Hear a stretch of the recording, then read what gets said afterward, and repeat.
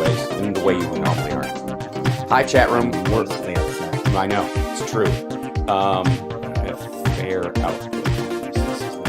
There's HAL upcoming. I'm going to smash that like. As you do. Oh my God. Oh, yeah. Testing. We're live. There's Mark Kramer. Motherfucking Mark Kramer. He knows you're not on the air right now, so he's swearing like a. That's right. Like you, actually. It's funny because you don't even need an analogy. I hope one day people go, like has been dude's smashed. Swearing like HAL Sparks on a Don Jr. video. I feel like that's necessary. Swear it up.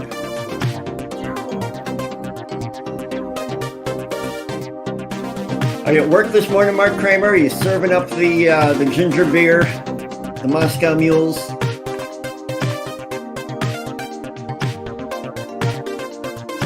Good morning, Andrea Brawa. Hi, folks. Hi, Andrea. Hey, Mark. Is it Andrea or Andrea? Lisa mi amor. Yay. Good morning. Don't forget to give a thumbs up on your way in, kids. Save that, and we'll be up on the air in a second. I will jump to us there. Oh, Lisa Meamore, thank you for the super chat right out of the gate. She's so nice. She is very nice. Thank you. You're working a tournament. I do hope it's some underground fighting tournament. That's right. The Herschel Walker story. The only person. 45 seconds, everyone. Oh, Herschel Walker. He's bad at this. Yeah.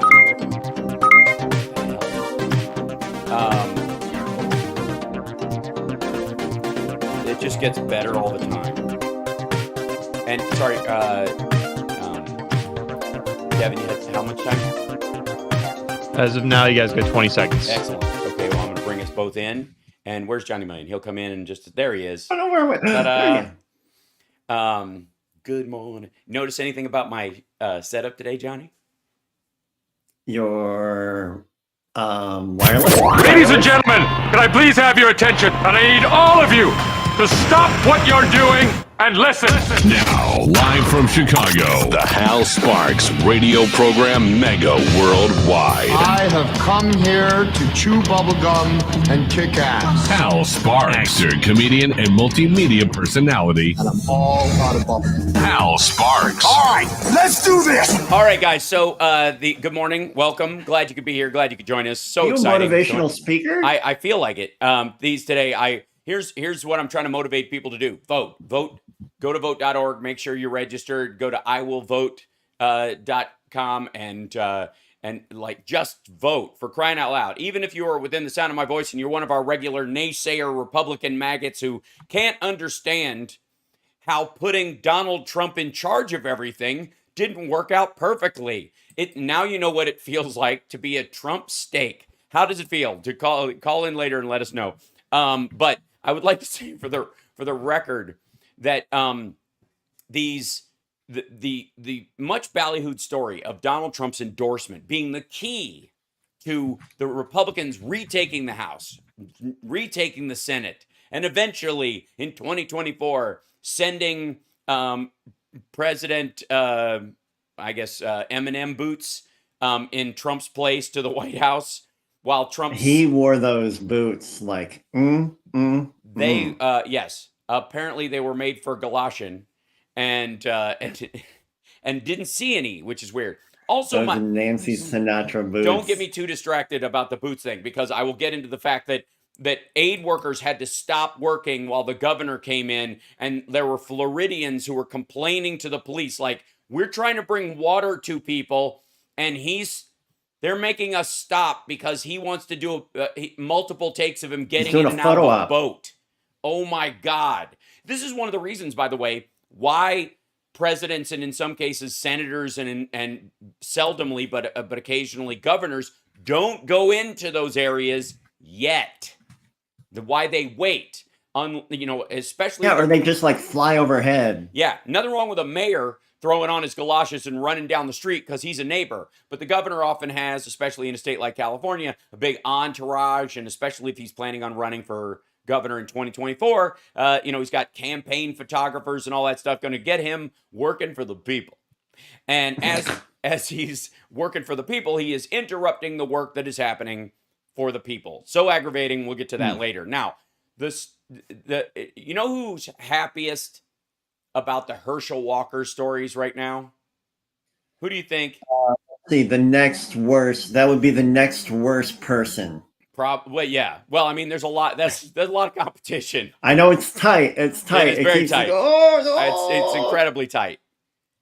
It's Dr. Oz. I like at Mehmet Oz at this point. Yes, he really is. Those two are like, they are the comedy candidates. Yeah, totally. I'll see your didn't live in the state until just recently and am running for an office just on my name recognition while I have 7 houses and I voted in Turkey. And I'll raise you a woman who said that Herschel Walker paid for her abortion, who now we know has another mystery kid of his. So that's 5.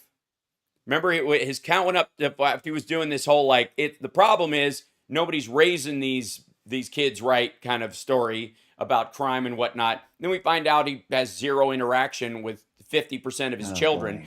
And then we found out there's another one. The woman who accused him of paying, or I don't even know if it's accused, just simply said he paid for an abortion when we were having a relationship, I believe while he was still married, but that's a debatable point. At this point, God knows what the status of that relationship is or was. He not only paid for one of her abortions, he had a kid with her. He has another kid, and because when this story came out, that it turns out, as the details have been trickling out, that the woman, they were like, okay, a woman has said that Herschel Walker paid for abortion. She has the receipt and the get well card that he sent her after the procedure. And then, which lovely. Hey, did he really send a greeting card after? Yes, he said get well card to her afterwards. Wow. Yeah, which, by the way, in any normal situation where Herschel Walker was not trying to put women in jail for the same procedure, it's a good move. I don't have a problem with the get well card. I just think it's really bad. It's a bad way to cover your tracks if you're going to run as an anti-abortion teetotaler later on. Then, okay, so they picked the wrong ex-NFL player with brain damage. They totally did, and they had so many choices. All of them. Yes. So not only did he pay for this woman's abortion, and sent her a card afterwards. Again, mensch of a move. I'm just saying that part I don't have any problem with. As a matter of fact, if he had stuck to his, this is the weird part. If he had stuck, did the card say congratulations on your abortion? No, it said it was just a get well card that he had signed. Okay, all right. Just someone in the chat suggested that might have been. No, congratulations! It's an abortion. Yeah, right. Yeah, right. Right. It was a gender unreveal party card. It was just They're saying everybody in the chat wants you to know that I'm louder than you. Yes, you are. Probably on YouTube. Yes. Okay. I will fix that, and I think it's because my mic turned down a little bit. Oh, which is very weird. Is it going to do that? I turn down every time thing. No. Yeah. It hopefully not, but stay. All right. Now, hopefully that's a little bit better. Okay. Now, so I feel like I'm doing a soap opera. On our last episode, Herschel found out that an unknown woman had let his new lady amour know that she had paid for her to get rid of an abortion and also had a secret love child. And aliens took Carl when he went to the Bahamas. All right, so the dum dum dum, and then an hourglass doom doom doom doom doom. All right, now Herschel Walker admits he had a relationship with the woman who accused him of paying for an abortion. I don't remember any card or check or anything, but I was dating her. Okay, they have a kid.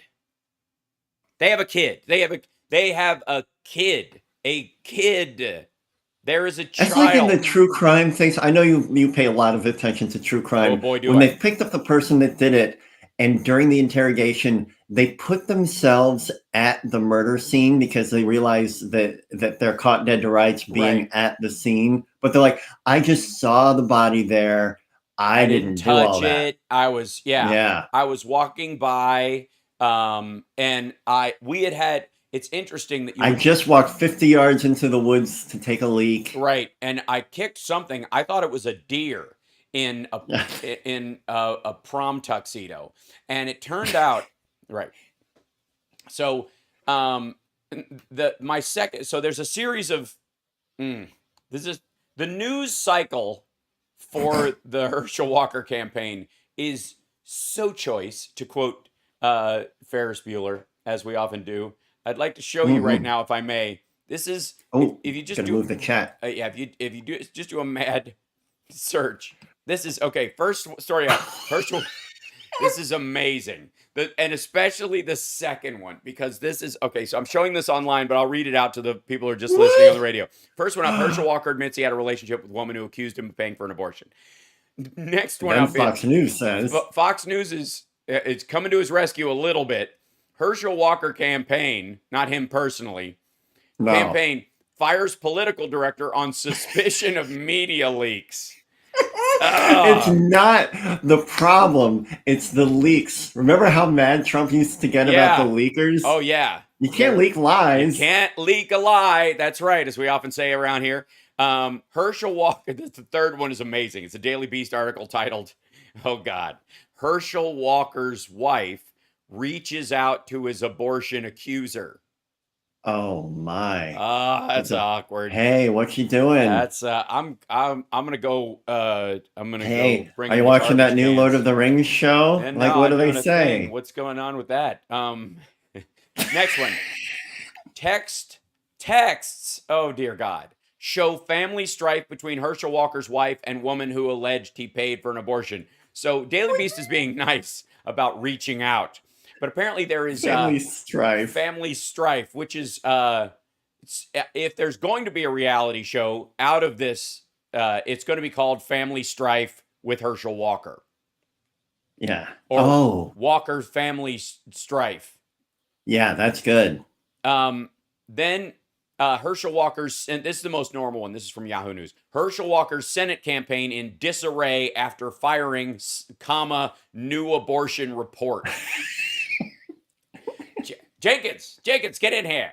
Wait, where's that new abortion report? I've been waiting for that new abortion report all week. We've got a big stockholders meeting tomorrow. This targeted search that Hal is reading from is, quote, Herschel Walker, unquote. Yes. That's all I typed in was Herschel Walker. Yep. Not Herschel Walker abortion, not Herschel Walker Senate run, not any of that stuff. And the last one is, we got to take a break. Oh, boy.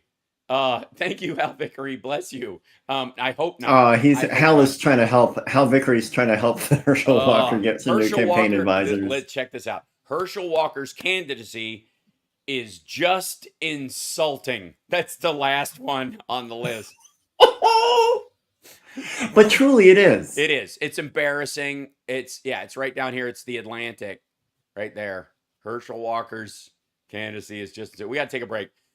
This is going very well. And Trump went all in on the Herschel Walker endorsement. And I would like to say for the record, that makes total sense. Because that totally tracks. Because they're one and the same. Exactly. Because Donald Trump is he is the guy. He's the that's him. If Donald Trump way less athletic. Donald Trump thinks he played in the NFL, if you ask him right now. We'll be back right after this. It's the HAL Sparks radio program, Mega Worldwide. Now with 100% more family strife. We'll be back. Thank you, Mr. Monster. Mr. Monster says all hail Zoltan. Hal, you're kind of coming in a little staticky every now and then. Johnny sounds fine, though. Okay, I'm staticky every so often. Why is there one dot How missing? does your mic turn down? I don't know. I'm being controlled. Someone's got control of me. Hopefully. Because like Devin comes in really hot, but I don't notice it because it's like a frog boiling in water. You slowly get right. Yeah. Quieter. I'm working on it. Is I'm working Johnny on it. Million Waldo's daddy? Yes. That's adorable. Yeah. Okay. When he came out, he was all striped. I didn't know what to do. These weird ads. So I hid him in a crowd. You should work for the Walker campaign. I know how to spin a yarn. Right, yeah, and make a sweater out of it and hide a child in a crowd of people. I'm Look at still Carol standing there with every I'm not. Walker's right-wing influencer's son has been the hilarious Greek chorus through this whole thing. I'll miss him when Herschel Walker goes away. Yeah, let's see. No effects applied. Advanced audio. Let's see. Audio. Oh, maybe. Hold on. Noise suppression. False. Auto gain control. False. Echo cancellation. True. And then okay. Here we go. Are you an echo cancellation truther? Yeah. Yes. Sense. Hi. We'll be okay. Cool. Hopefully that helped. I changed some settings. We'll see if that affects it. You sounded great this entire commercial break, so I hope we're good. That's what we strive and then for. back to absolute shite. I gotta shrink this. There we go. Excellent. So sexy. Okay.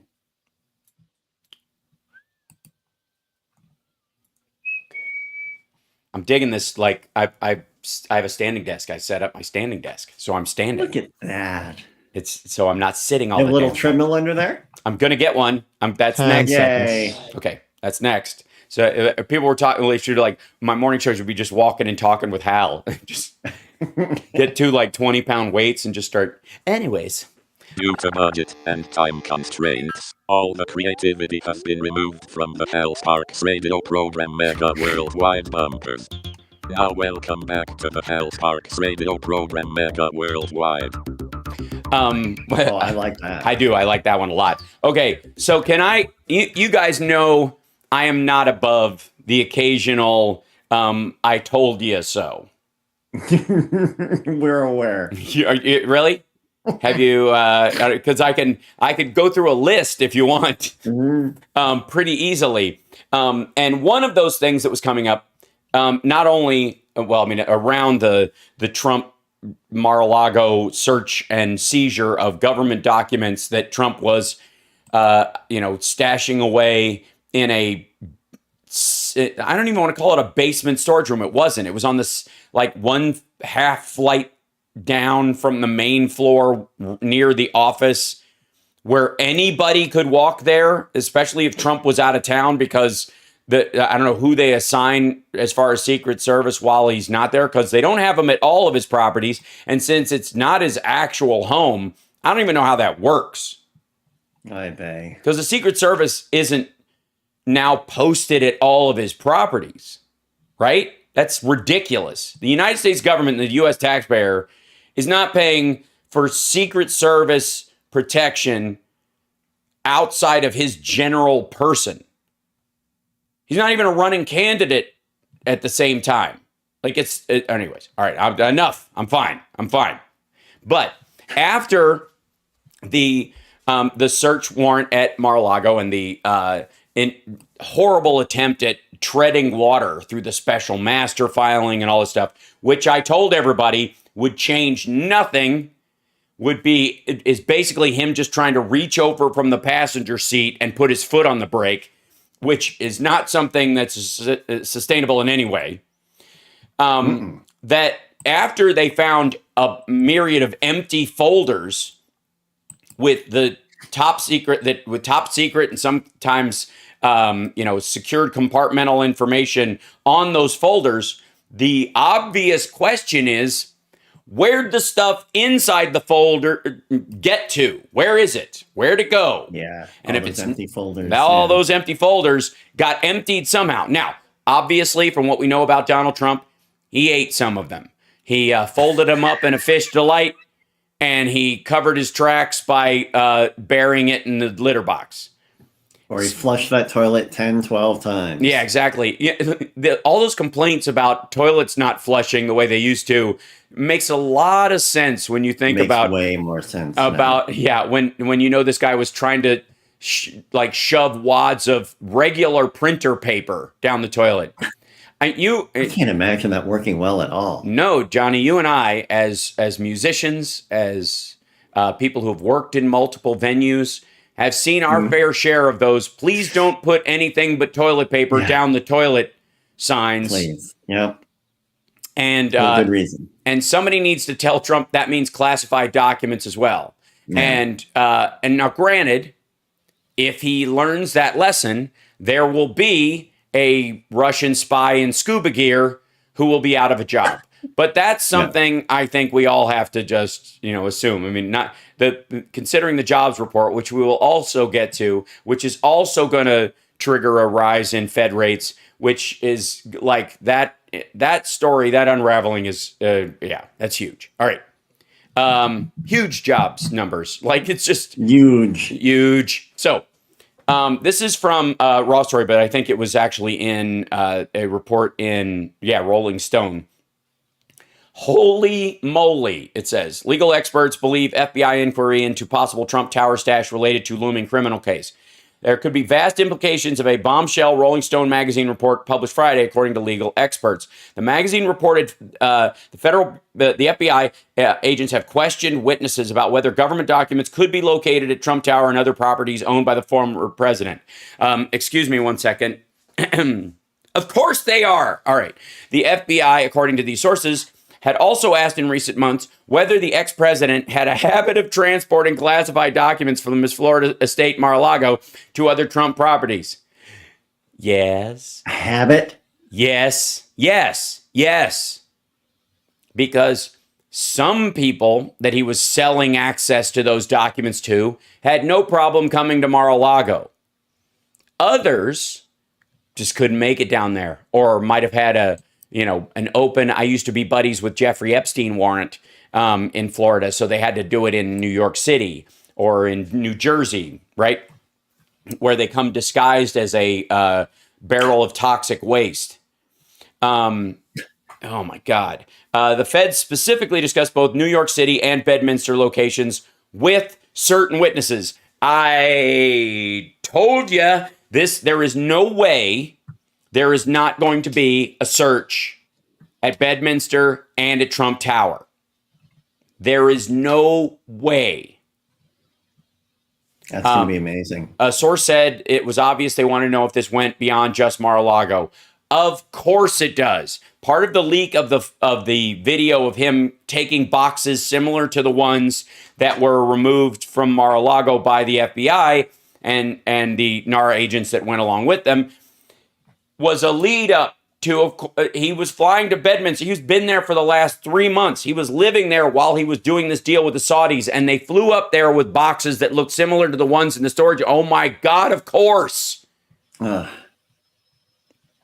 Now, the problem they have is the Trump right now. I got news for you. Trump is under constant surveillance right now. Trump and his entire team, because they're not going to leave with that stuff in boxes anymore. They can't afford to. So they're going to bring it out. If they try to get rid of some of it, if they're shredding stuff and trying to bury it, they won't be able to put it out through the sewage, because somebody around him is going to go, they're checking the sewer. That's what they do. Or they're checking the trash. You can't just throw them away. Even whether they are or not, somebody's going to, right, in theory. They'll have little fires. Maybe he'll do a fireside chat, and there'll be no wood in the fireplace. It'll all just be reams of paper. But there is going to have to be a search of Mar-a-Lago and Trump Tower, and I got news for you.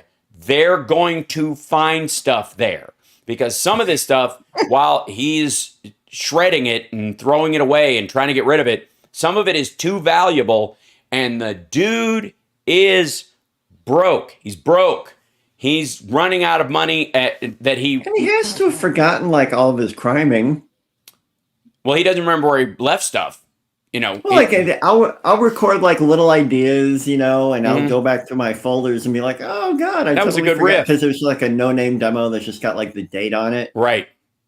And I'll, it's just like, I thought about it, then I forgot thinking about it, and then crazy, wow, look at that. So he's doing that with his crimey crimes, Right? Exactly. Holy moly, tweeted MSNBC legal analyst Lisa Rubin. Former federal prosecutor Renata Mariotti said, the point of asking those questions would be to develop the probable cause needed to obtain search warrants of Trump Tower and Trump's Bedminster residence. Ladies and gentlemen, I would like to present to you, if I may, right before we go to break again, that I have been giving you, as Hal Sparks, beloved son of Chicago, stand-up comedian, actor, and fool spelled with an E, as George Carlin would put it, and musician, lead singer of Nerd Halen, the same level of legal analysis as former federal prosecutors and hired MSNBC legal analysts. The only difference is I said it months ago. You're welcome. Glad you could be here. If you like the show, please give it a thumbs up on YouTube. I think I've earned my keep. I think I've earned your ear holes and your eyeballs by not messing with your time and using it wisely. You talked me into it. All right.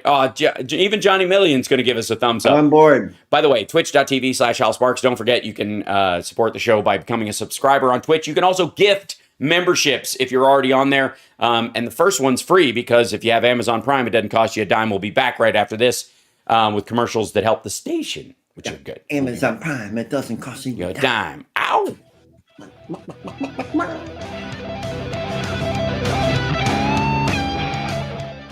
Oh, the search warrant to exhume the coffin.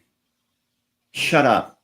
Would be, I mean, you think they buried stuff with her? She was cremated. Oh. They carried a giant coffin out. Of course, I think there's other stuff in there. Oh, wow. Even if it's just like gold bullion, or some stock certificates or something that Trump's like, in case of emergency, dig up Ivana.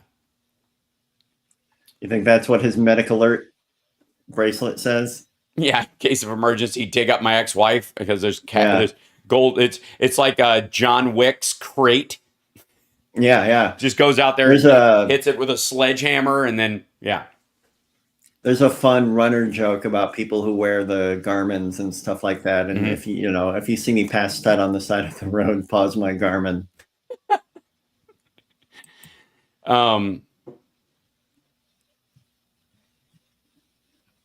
Yeah, and of course, our 10 to 15 guys to carry the coffin. That's from the chat, from Andrea in the chat. No, it was like Molly. It was like 8, 4 on each side. Still, and it was a gold coffin, painted, not plated. Trump, it came out there with a buck knife and scraped off all the gold, plating on it, and then just came in with a spray can and just carried away a small pot of gold shavings. Mm-hmm. Yeah, in the chat, people are going, dig her up. Jesus Christ. So you can't. She's not there. She's in a jar someplace. I'm guessing. Right? I mean, don't you have an urn with your ashes in it? Why do you don't bury ashes normally? And if you're going to have a monument, you don't have a plot. You don't have a human-sized plot. No, not a human size. So both my parents are cremated. Oh my God, Templeton. Hoover her up, Templeton. No. By the way, that's a great reference to Graham Chapman, the Graham Chapman joke that the Python guys made at Aspen. I was present at that joke. I was there in the room. Oh, man. I bet he insisted on that happening. Oh yeah, I mean, please joke about me. Please make jokes. Please. Yeah. Please mess with my ashes. Mm-hmm. There is just simply no way they're not going to search Mar-a-Lago. Search Bedminster and Trump Tower after Mar-a-Lago. I got news for you. Junior accidentally snorts mom. Oh, that'd be tragic. We're coming back in 20. Thank you. Johnny loved the surf. And though he never served in the military, he what was all that stuff about Vietnam? Sorry, dude. Why is everything such a tragedy with you, Walter? Attention. Stop what you're doing. Because we're coming back to the HAL Sparks radio program, Mega Worldwide. Yes, we are. They went a little crazy with it, and I appreciate it. Now let's get back with HAL Sparks radio program, Mega Worldwide. Now, I suppose the next thing we should talk about, of course, before we get into the enormous news breaking out of Ukraine as well. Yeah. This morning is the enormous news breaking out of the United States in terms of the jobs report. Because, man, Shevitz, this is not good for Republicans. And they keep trying to make it that way. They really do. They really, really try. They're really trying to make more people getting hired bad for everything. Sure, 263,000 jobs in 1 month, non-farm payrolls, and short of the Dow Jones estimate of 275. The estimate amongst economists was 230. I love you, CNBC, but please go pound sand. The unemployment rate was 3.5%, down 0.2%. As the labor force participation rate edged lower, relating, by the way, to wages. Because people, there you go. Average hourly earnings rose 5% from a year ago, slightly below the estimate. It's up 5% from a year ago. When people remember last year when they were hiring people and throwing bonuses at people because you couldn't get any people to show up for jobs, and everybody's like, we've got to stop all this UI because people aren't going to work anymore, and all the stories from Fox News about how the American worker is just too darn lazy. They won't show up anymore. People just want to be paid to stay home.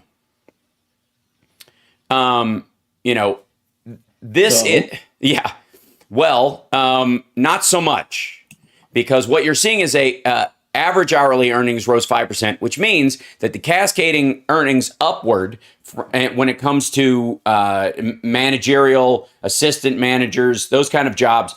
When you see an hourly wage rate go up 5%, you see the other wages go up with them. This is primarily what the Fed thinks it's fighting in terms of raising interest rates and not monetary supply, which we can talk about at any length. There's a ton of these folks that are, like the money printing, right? Oh, God, my money printing nonsense.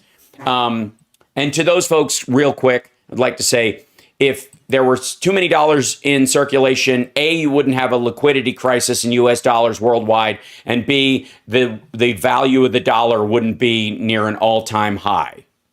If you have a lot of something, it's not worth as much. Yeah? If something's hard to get and it's rare, the price goes up.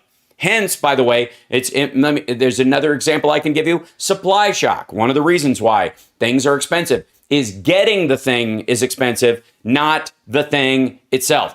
The price of eggs has not gone up. The price of getting eggs in some cases has gone up, meaning getting it out of the chicken, feeding the chicken, raising the chicken producing eggs, and the eggs being put into a carton and moved someplace, not the difficult part. That price point has not changed at all. There may be a little bit of wages in those factories to get people to come back, but that was a bonus, and that's worked its way out since last year. What the cost is the price of gas, getting it from there. And that is a manipulation point that foreign powers have been using against the United States to manipulate our electorate forever. And it turns out when it comes to the Republican Party and our participation in the fight for freedom worldwide, that the only real mistake it seems that Nazi Germany made was not being a primary oil and gas supplier at the time of their attack on Poland.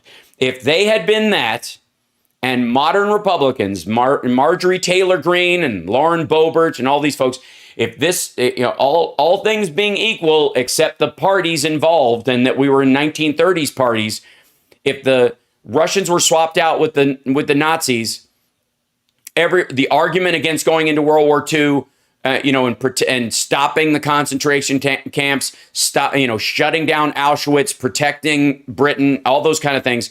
The primary argument you would have heard across the board here amongst Republicans is and would have been, but gas prices. That's it.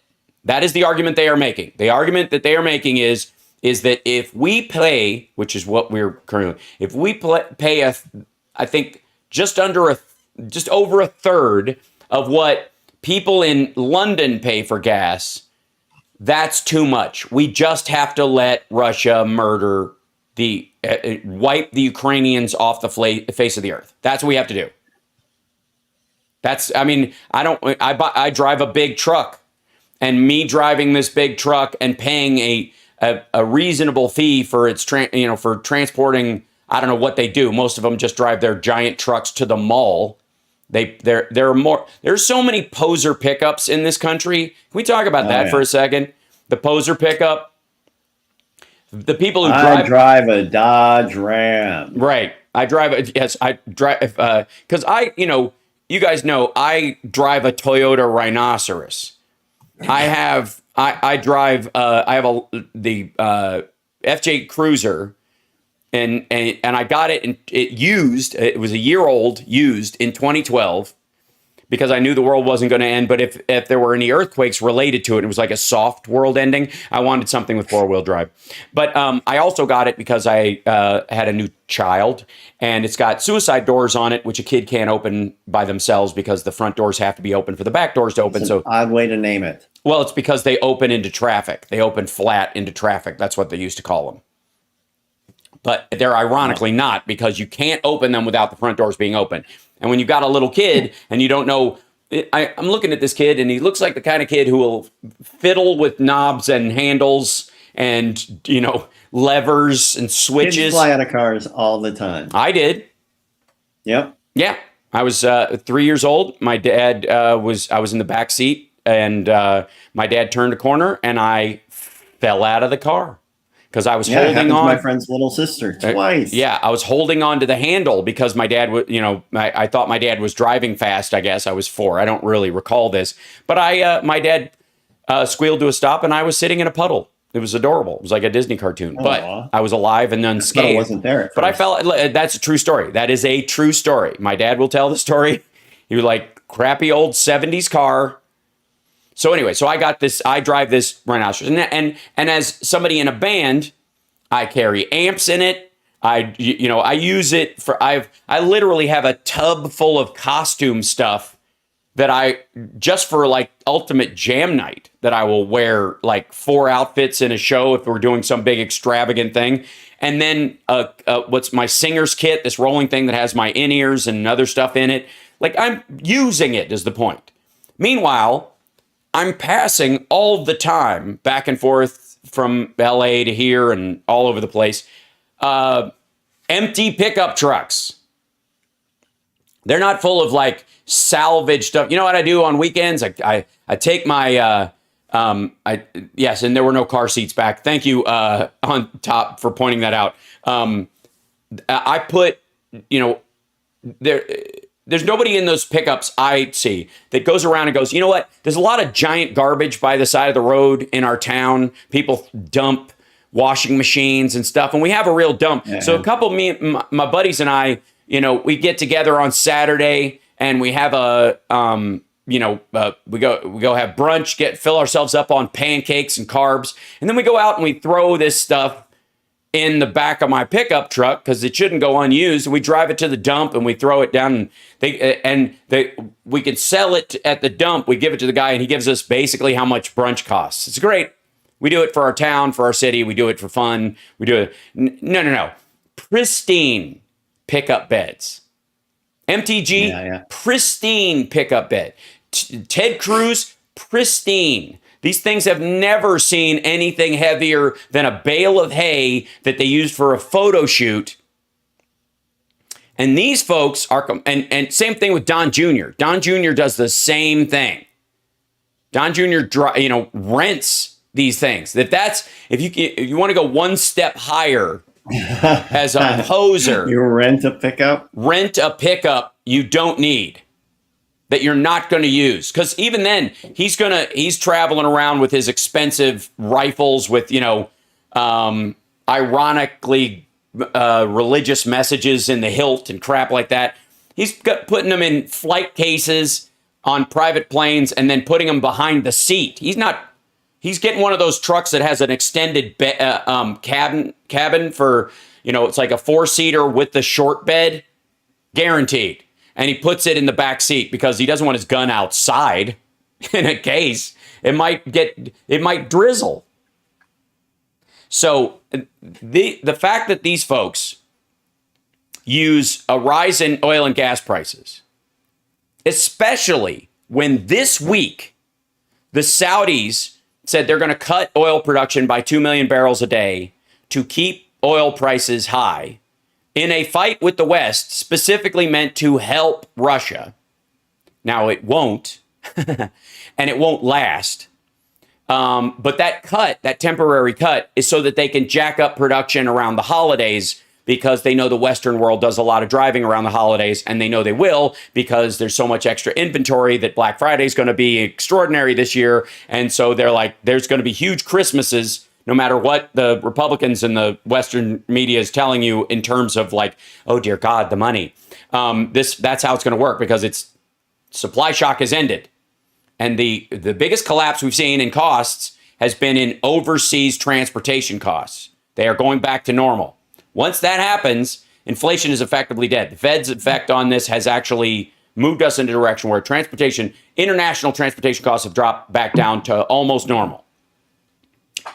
And what the Fed isn't going to be able to do is get rid of these jobs, because, quite frankly, because of the draconian immigration policies of the Trump administration and the continuing vetting of immigrants who've come across, and the inability or the lack of necessity for asylum seekers to get a job right away, because it may be a temporary wait that they're going back to their country if everything settles, or if they just settle in and the Catholic charities are taking care of them. They're not here to get a job and stay in the community. They're here to stay for a little while and then go back home. Unlike economic migrants, there are a lot of unfilled jobs. Think about Mar-a-Lago. Mar-a-Lago, we know famously, they hired undocumented workers illegally under the table so that they could, I suppose, pay them less and hold their what identification they have hostage. This jobs report, again, one of the things that everybody's saying is retail sales. We're talking about retail sales. We got to take a break, but I want to mention this before we go to break. Retail sales took a hit over the last couple of months because people were going out and doing things they had not. During pandemic, you could buy stuff. You could get things. In the United States, anyways, you could get a lot of stuff. It was expensive. But most people just, people were, doing, effectively virtual retail therapy. You could get stuff, but you couldn't go anywhere.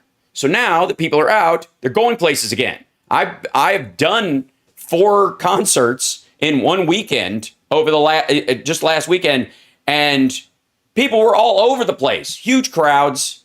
It was amazing. The streets are full of people going out, eating, seeing shows, that kind of stuff. And it's increasing with every month.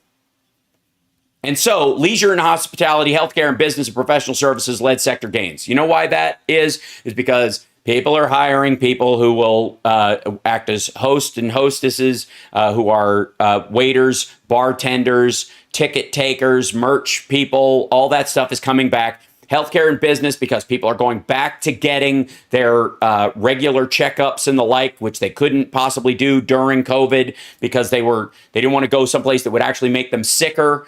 Now those things are opening back up, and business and professional services are getting back online because people are going back to offices, not as fast as, some expected. I don't know why they would, but people working in the business sector are now getting their teams back together, which increases the productivity of those teams. No matter how much people say virtual is the same as being in the office, it isn't. And returning back to the office is going to affect how much work they are getting done and how many people they're going to need to support the work being done. And paralegals, staff, reception people, all that stuff.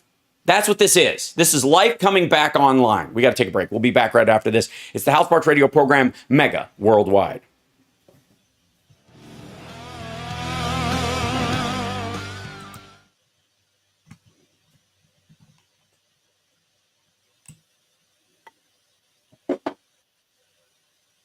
We have not had a month this year that has not added over 250,000 jobs. Wow. In 2022. This is in 2021. This isn't COVID's over, we'll go back. Why is my title up here ginormous all of a sudden? Or was it the whole time and it just...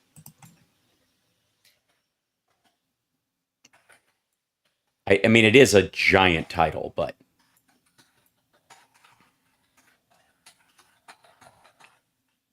There we go.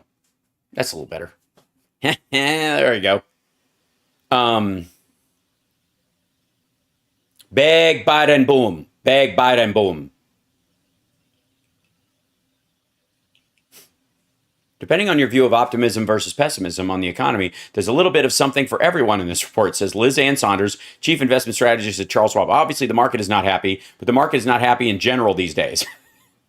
Well, that's because... coming back in 20. Thank you. Because Chinese billionaires and Russian billionaires are pulling their money out because they're not getting any money from their respective countries at this point.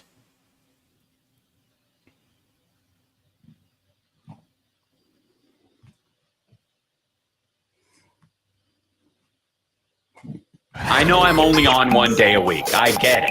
I'm going to have to jump on GarageBand and start sawing something together. This is the Hal Sparks Show. Wow. And a guitar note, and then progressive, and all. Yeah, it's going to be good. Hey, Hal, did you mean something like this?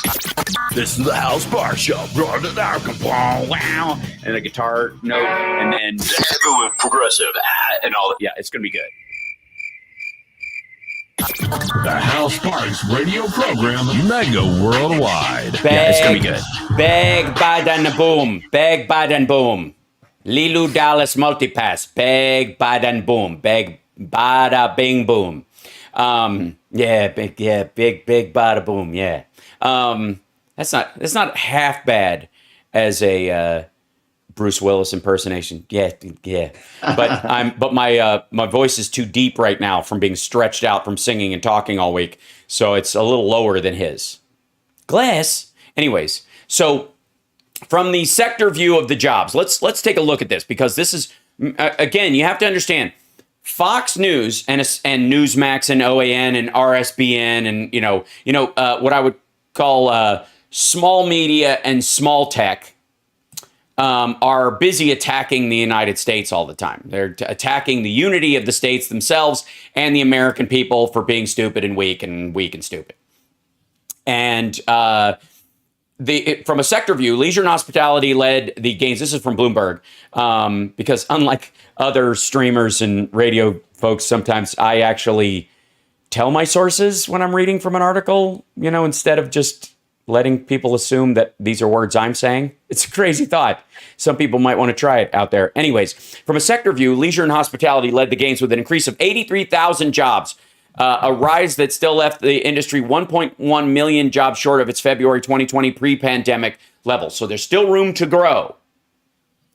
And this is with, like I said, And look at Vegas this week. We had, dear God, a mass stabbing. I don't know if you heard about this, Johnny. Yeah. This guy attacked there are these women who dress as showgirls. They're not showgirls, but they dress as showgirls and hand out pamphlets on the street. And this guy attacked a couple of them, and then I believe he was killed in this. So there's what his motivation was, other than being crazy and evil and awful, is hard to understand until they work it out. But 8 people stabbed, 2 were killed. Him and one of the people he stabbed, presumably the first. The second, and there were 3 critical, and then others who were partially injured, mostly from stopping him. The reason why 8 people were injured in that was because the street was relatively crowded. Because even at over 100 degrees, the streets of Las Vegas are full of people. Just like Times Square. Yeah. Anywhere the Republicans are telling you the city is dead and no one goes there, go there on the weekends and there will be people out brunching, being tourists, all that kind of stuff. So, and that's still not up to the level, because there's still a lot of people, and some of you might be listening to the sound of my voice right now, who are still tepid about going out either for health reasons or just general concern about going back out in public after a couple of years. Some just because you like it. You discovered the world of Zoom work and binging and binge watching shows, and there you go. And there's a whole new season of Blacklist. We get it. But that said, 83,000 jobs added in leisure and hospitality. Elsewhere, healthcare added 60,000. Professional business services rose 46,000, and manufacturing contributed 22,000 new jobs. There were 20 in the United States of America. Think of all this new factory is going to open and provide 160 new jobs, 300 jobs. This one, the biggest numbers I've ever heard are 3,000 jobs. Over time, this factory will produce 3,000 jobs, right? Okay. Manufacturing in the United States of America added 22,000 jobs last month. Construction, 19,000 jobs added, when everyone is saying home construction's going through the floor and all that kind of stuff. Nonsense. Wholesale trade climbed 11,000. Wholesale trade, meaning that the shipping costs, because they've gone down, people are back to making money in wholesale again, that aren't just Walmart and Target and people that have their own, giant corporations that have their own wholesale internal industry. They're buyers. And even they added jobs. Now, some of it to shuffle stuff around and move it elsewhere, because inventories are through the roof right now, because everybody is being spooked against spending by the news. So they're trying to kill consumer confidence before the midterms. That's the goal. They'll jack it up afterwards if they win. If they lose, and they will, they're going to say we're doomed and it's all over, but the shouting. So check this out. A drop of 25,000 in government jobs was a big contributor to the report missing expectations. 25,000 fewer jobs in government. That's a lot. Now, if there was a Republican president, do you think that the Republicans would be touting this as a bad thing? Or would they say, we are getting people out of... We're shrinking government. Yeah, we're shrinking the government, getting government jobs out of here, and people are moving to the private sector where they can really do the work that builds the country. Also on the negative side, financial activities and transportation warehousing both saw losses of 8,000 jobs. So this is a little off kilter, because trucking lost 11,000 in some cases, but transportation gained in other areas. So trucking itself lost 11,000 jobs, and that's ancillary. It's not 11,000 truckers lost their jobs. But remember the big port jobs where they were just flooding people to those jobs in transportation? Well, after the ports have settled, if you notice, there's not big lines of ships. That talking point the Republicans had where, oh my God, We're going to have ships off of our ports forever and ever, and they're never going to work again. That talking point died a miserable death. Well, those folks have been diverted elsewhere. Those workers that were brought in to alleviate that problem, get trucks on their way. That was handled. So those folks go back to whatever they were doing when there wasn't an emergency in this area. Is that right? Does that sound reasonable to folks? That's that. Okay. Let's see. The report really just shows that the consumer and corporate side have been very resilient despite the headwinds of the Russia-Ukraine war, rising interest rates, and slowing housing market. It could add to the story of a soft landing for the economy that for a while seemed fairly elusive. Ladies and gentlemen, I present to you that everyone who mocked the idea that the Fed was going to bring in a soft landing instead of crashing the economy and throwing it into a depression, which, by the way, everyone who makes all their money off the market wants you to believe. Anybody who lives simply off of dividends, anybody who lives off the stock market, anybody who runs a hedge fund or is a trader for a living or is in financial services just around investment portfolios and no other way, not material production, not houses, none of that stuff. Those folks want you to think if the Fed goes forward, it's going to crash the economy because it will crash their economy. Yeah. It will not crash the economy that the rest of us live in. And that's what the Fed seems to be focused on. I have my differences with the Fed, but that practically is where they're going. We got to take a break. We'll be back right after this. Big news in the next hour about what's going on in Ukraine. Huge news. Huge. Yeah, I want to hear all about that. Don't forget, vote.org. Make sure you're voting, even if you hate everything I stand for. If you're an American citizen, I want you to vote. We'll be back after this.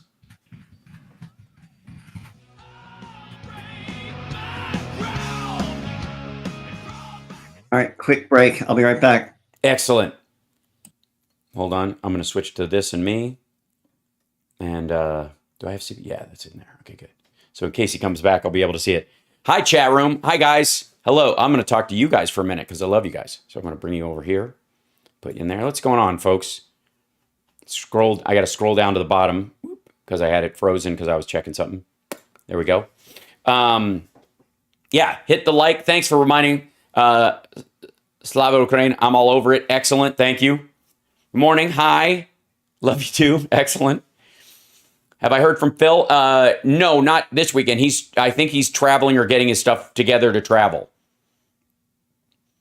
Ukrainians blew up Putin's $4 billion victory bridge. Oh, yeah. Well, part of it. And there's a reason why they only blew up part of it. Is Phil coming on?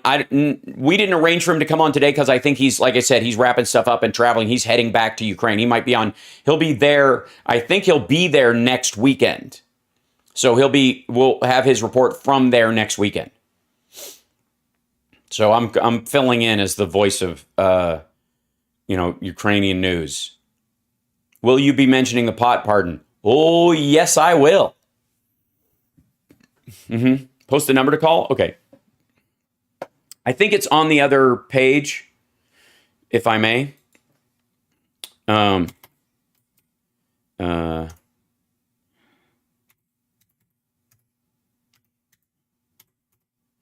Does anybody know what's up with the thing on like some PC keyboards? Like it takes it a second to recognize let's see, great economic breakdown. The market is not the economy. Thanks, 426. It is not. Absolutely not. Okay, Johnny's back. I'll give him a second. Johnny's back. Johnny is back. And it takes a second to load and there you go. And I have stirred my cat, so we'll see how that goes. She was asleep behind me until I moved, and then she's like, oh, we're up? What are we doing? Let's party time for a couple seconds, and then thud. I need to lay down. I hope so. Yeah. I think she went and found a sunbeam. Yes, Chud does that. Because they make vitamin D, and then they lick it off their fur. They produce it. What's going on? As part of it. That, and they're trying to get your disgusting smell off of them. Not you in particular. I mean humans. We pet them, and they're like, no, I know it's me for ew. The entire cat colony. Yeah. Is really sick of me, personally. Sun puddles. The fact that fentanyl was listed as less dangerous than hemp is a travesty. Yeah. The latter, yes. You snacking? What are you snacking on? What are you snacking on, Johnny? What's snacking? What are those? Chocolate cream sandwich cookies, Aussie style? You know, they have, I want to say it's Quest, but it might be one of the other gum. They have a protein version of those, like of wafer cookies, like at Vitamin Shop. I find them at Vitamin Shop. They're really good. They're too good. And you're like, I don't know. I don't buy this. I think this is just crap. They're just tricking me. I love a chocolate cookie. As do I. You know, my grandmother used to have those Nabisco, the circle cookies that are like chocolate stripes on them with their chocolate. Oh, yeah. You know what I'm talking about? And I used to put them on put them on your finger and just you'd eat. Like, Yep. Yeah. She had that, like those at her house all the time. That was her go-to cookie. So, you know, an assigned house cookie. And I've decided that whenever my son has kids, I'm going to pick a cookie and stick to it as an old man, so that when they come over, you know, they're going to enjoy. Like, oh yeah, my dad has those. I remember seeing a skit of somebody aging gracefully by just buying fancier cookies. Right. Like I'm not going to age gracefully like Idris Elba or anything, but I can buy those really nice cookies. Yeah.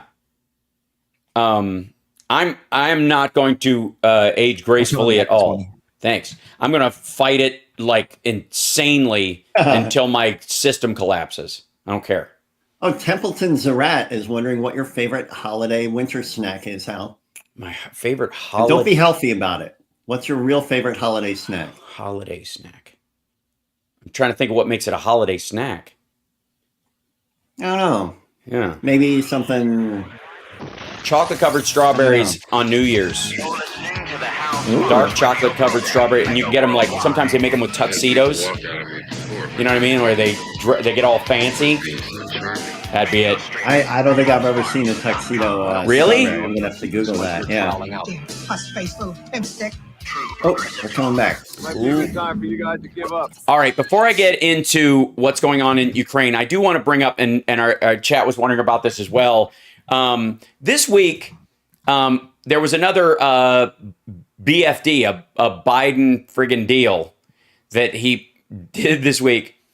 And I'll put it up on screen on the live stream at infotainmentwars.com. We have the documents even when we don't need them.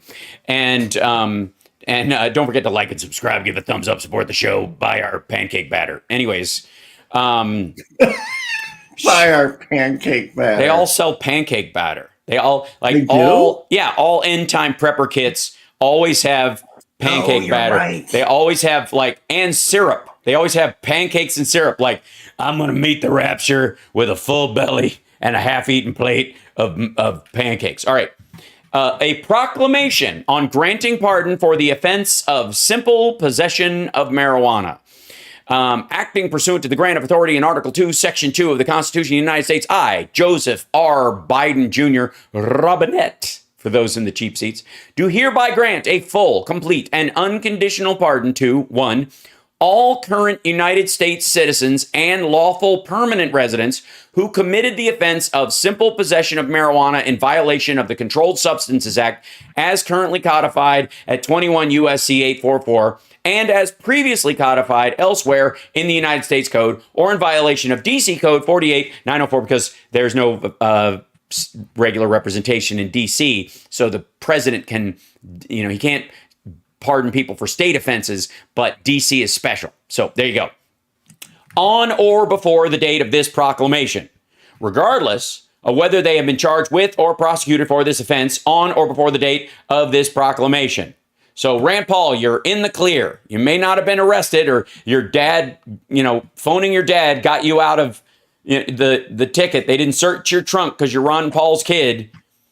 And there's no, whatever the statute of limitations is in whatever state you actually lived in before you ran in Kentucky, you're in the clear. And two, all current United States citizens and lawful permanent residents who have been convicted of the offense of simple possession of marijuana in violation of the Controlled Substances Act as currently codified at 21 U.S.C. 844 and as previously codified elsewhere in the United States Code or in violation of D.C. Code 48904.01D1, which pardon shall restore to them full political, civil, and other rights. My intent by this proclamation is to pardon only the offense of simple possession of marijuana in violation of federal law and not any other offenses related to marijuana or controlled substances. So dealers, you're not getting off the hook. People with, carrying massive amounts. If you have a giant Cheech and Chong trunk full of grass, you're not going to be able to go, that's just for me. If you violated the laws in states that have legalized it, pretending, distributing, but pretending it was just personal use because you were just a driver, you know what I mean? Dropping off to Johnny Depp's house, that's not going to help you. But simple possession, gone. Now, and you can't resell it. Like, when you open up a package of snack cakes and it says not labeled for individual sale. It's exactly you're like gonna get that. in trouble if you sell those. It's the same kind of thing. Yeah, on the street. Yeah. People going, excuse me, do you have the box? The what? I'm sorry? The box these came in. No, box of those Hostess cakes? Yes, I do not. No, they're all flattened because they were in my backpack. I didn't bring the box. You probably should have. It would have helped them maintain their structural integrity. So to all of our Republican friends out there who are trying to use this as some sort of a hammer, it does not pardon dealers. It does not pardon any other offense these people, might have committed. So if you were in the middle of an armed robbery and you were sexually assaulting people and you were transporting uranium without a license and you had weed on you, the only thing that would be affected, and even actually, I take it back. Now that I think of it, that wouldn't even be affected because that's not simple possession. That's possession along with other stuff. Simple possession is complicated possession. Complicated possession is I kind of bought these. They were a gift from my mom. Right. Intent to distribute outside the realm of the volume that they say is okay for single person use or whatever, those kind of things. Giant Bob Marley joints, I guess. That's complicated. But the idea is that if you're just being hassled essentially for having weed on you, that's now vacated. And if it's ever affected your attempt at getting a job, that will be gone. So you don't have to sit across from somebody going, oh yeah, I got to now I got to explain I had weed on me when I was 18 and da da da da.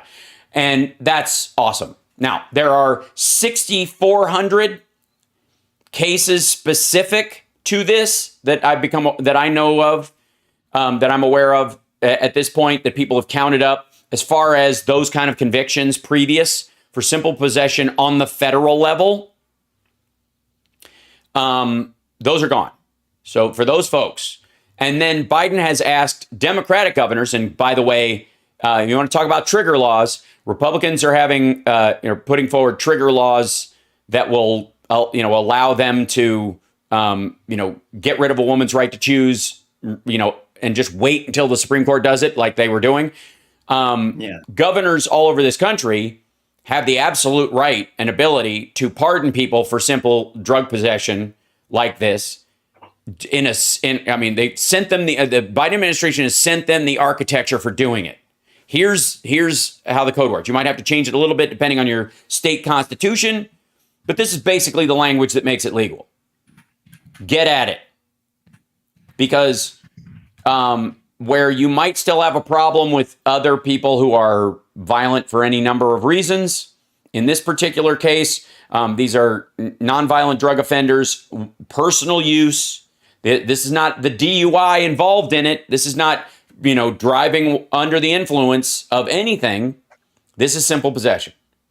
And the alleviation of this might have held people back from getting jobs or being able to live their lives normally. And that should not be the case.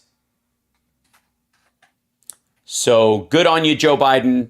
And huge thing. And like I said, if it cascades across the states, the problem right now is Fox News relating to this. And this is what I would call a monkey wrench story. The White House has planned to do this for a while, but they timed it to throw a monkey wrench into Republican talking points. And there's a bunch of those. The October surprise going forward for Democrats, I believe, should be a series of highly popular bills and declarations. Imagine that. Yeah. Things that the American people want that are obviously good for the country. And just bulldoze announcements like that. Like, here's just, oh, by the way, here's another good thing we're doing that people are like, why haven't they done that yet? Here you go. How about this? Here you go. How about this? Here you go. Like, the biggest argument against this that I saw on Fox News was one person saying, it's a gateway drug, which, okay, on the same standard, apple pie is a gateway drug because everybody who's gotten hooked on snorting heroin has also eaten apple pie a good portion of their life. I mean, it's the same. And sincerely, the ultimate gateway drug is alcohol. Because that is the most. It is the socially acceptable, encouraged way to just forget about the now. Yeah. That's a good point. I would argue that the gateway is actually the unlawful part to some degree, is because once you're doing one thing that's slightly illegal, that because I would say that there's what I call the gateway lie, which is if you categorize pot in the same category as heroin or cocaine or fentanyl in this case, and you say these are the same, and for all legal purposes they are the same. And then someone tries pot and it does not kill them, and it gives them a headache or makes them feel silly for a while or makes them hungry or makes them high or whatever their reaction to it is. The logical conclusion for a certain portion of those folks is if they were lying about pot, maybe they're lying about the other stuff. It is effectively, you could call it the ivermectin effect. Is that, once you go down the rabbit hole of going, the government doesn't want me to know that this will cure my problem, you will try all kinds of increasingly biohostile substances because you think you've been lied to. Pot's not a big deal. What's the big deal with pot? So maybe heroin's not a big deal either. You know what I mean? It's one of those things where people go, cigarettes are harder to quit than heroin. And I know people who've quit heroin. Stop saying hi to the porn spam, Johnny. You saw that? I love saying hi to the porn bots. Don't say hi to the porn bots in our chat. Hi, it's the best. No, I'm busy brooming them while I'm talking. All right, we got to take a break. When we come it's back, like the in Elf where they're like, oh, home with the best cup of coffee, and Elf is like, Will Ferrell's all excited. He's like, congratulations, you got the best cup of coffee. Right.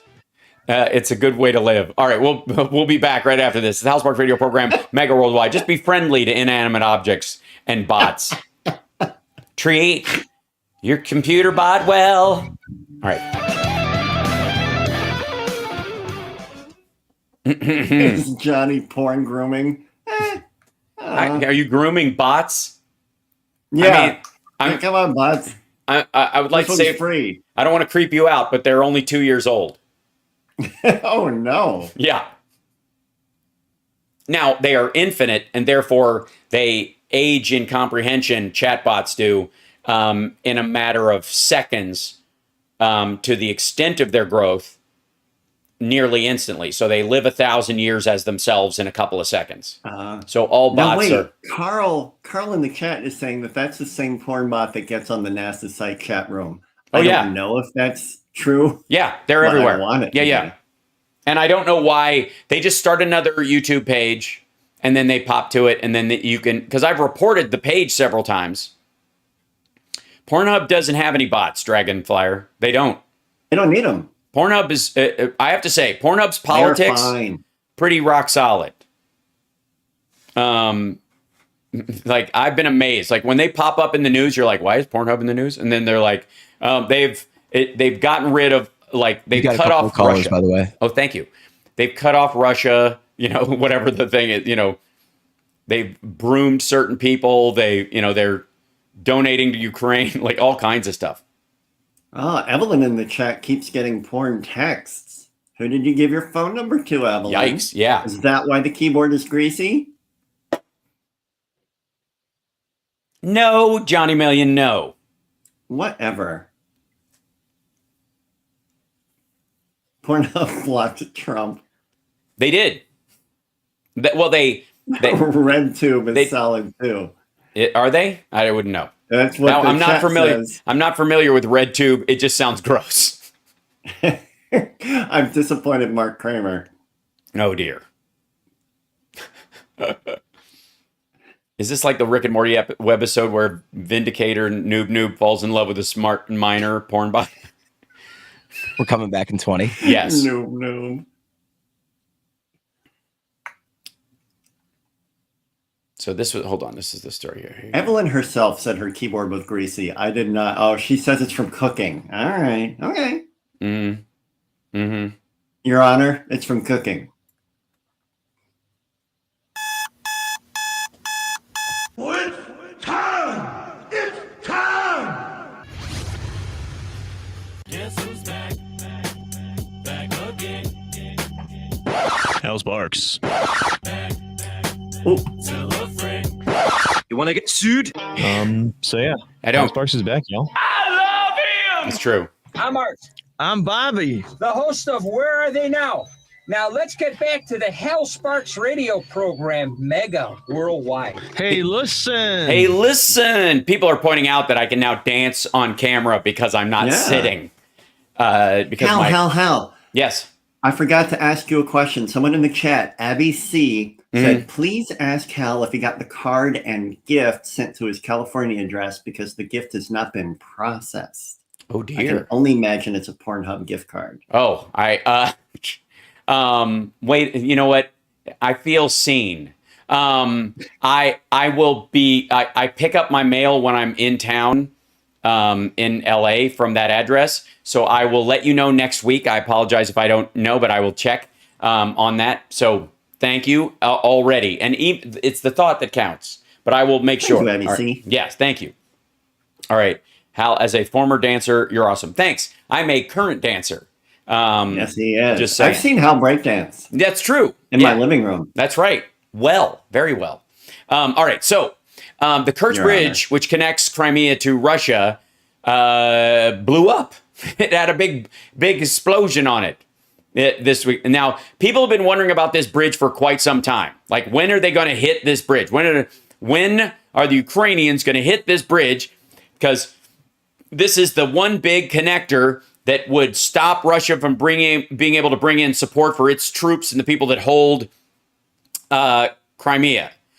Okay, couple of things. One, they also have to be able to get out that way. So the issue that the Ukrainians have is that in attacking these bridges is that they are surgically hitting them in a way where you can't bring heavy gear across to bring new stuff in, but you can GFTO. You can leave. They want people, both citizens and military, to be able to exfil, to split, to get out of the place. So a lot of these bridges, you can still drive a car across, kind of like the end of Escape from New York. Oh, yeah. Right? They want you to be able to do that. And that's been the tricky part with a lot of these. They also don't want to blow up their own bridges at some point. Now, this one, at some point, once they clear out Crimea, is going to go. Like, they're going to, for at least a decade, nobody's going to trust Russia anymore. So having that bridge will have no worth. If they want to try and get there, they can take a boat or a plane or something. But they're not, like, the need for this bridge after this is over will be minimal, if existent at all. It'll be a monument to how awful Russia has been to the Ukrainians. That said, the explosion that was on it, and there's a big picture of it. Let's see if I can find the picture to show people on the... because rail traffic has reopened. There it is. It's huge. Wow, Yeah. And look, Dr. Evil. Is that Dr. Evil? No, that's not Dr. Evil. That is Sergei Surovkin. They put a single commander to lead all of its forces in Ukraine. This guy, they fired... Last week, Putin fired everybody and put Dr. Evil in charge. Yeah, that's who he put in. This guy, Sergei Surovkin. And by the way, he's the next guy in the Pez dispenser. This won't last. because okay. But here's the thing about the Crimean Bridge blast. You want to hear, Johnny Million? You're going to love this. Yes, please. The explosion did not come because of a missile strike.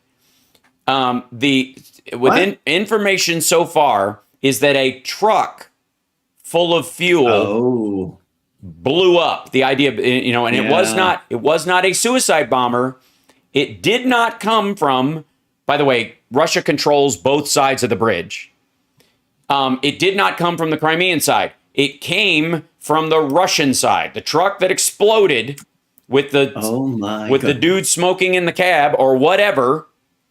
This is yet another self-inflicted wound.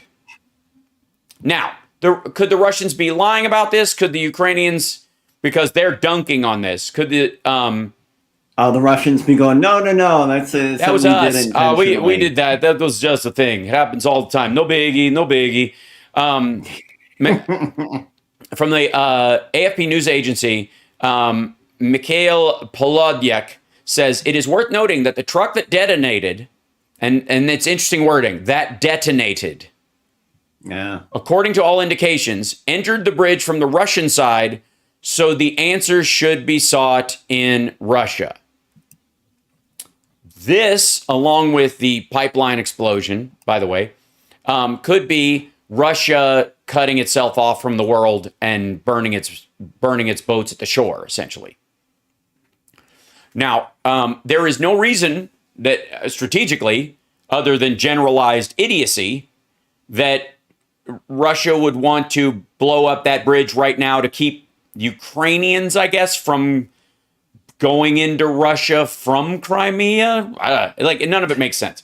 So, but partial, as much as that fire is crazy that I'm showing on screen right now,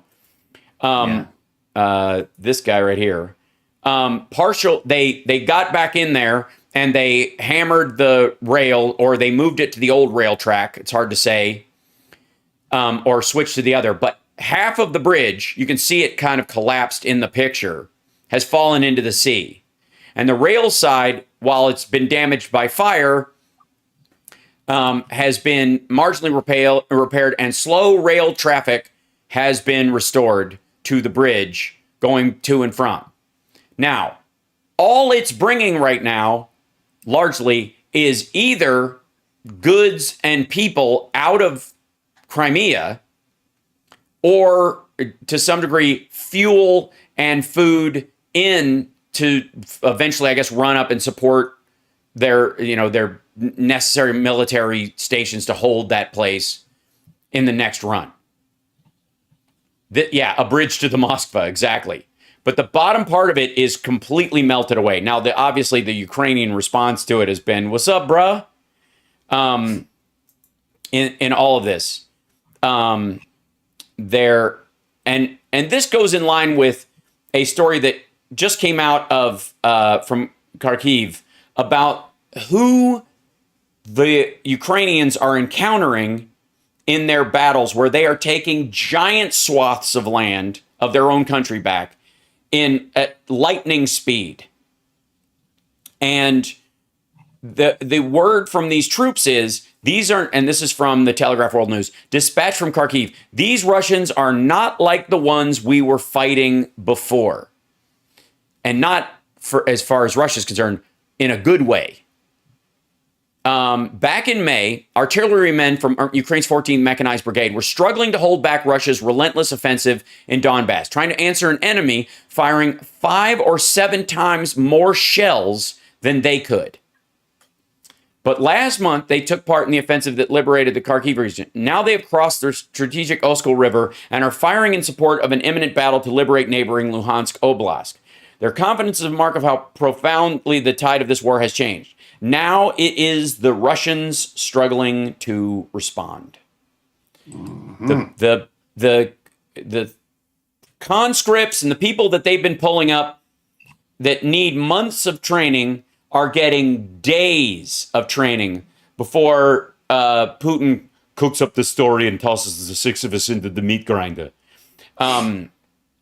If I was, if I was giving them marks out of 5, they'd get a 4+, says Dennis, a career artilleryman with more than 2 decades of service of the enemy artillerists. They're working on their own kit, and we are getting to grips with different modern things. So they're learning newer machines on the Ukrainian side, and these guys are learning old stuff as quick as they can.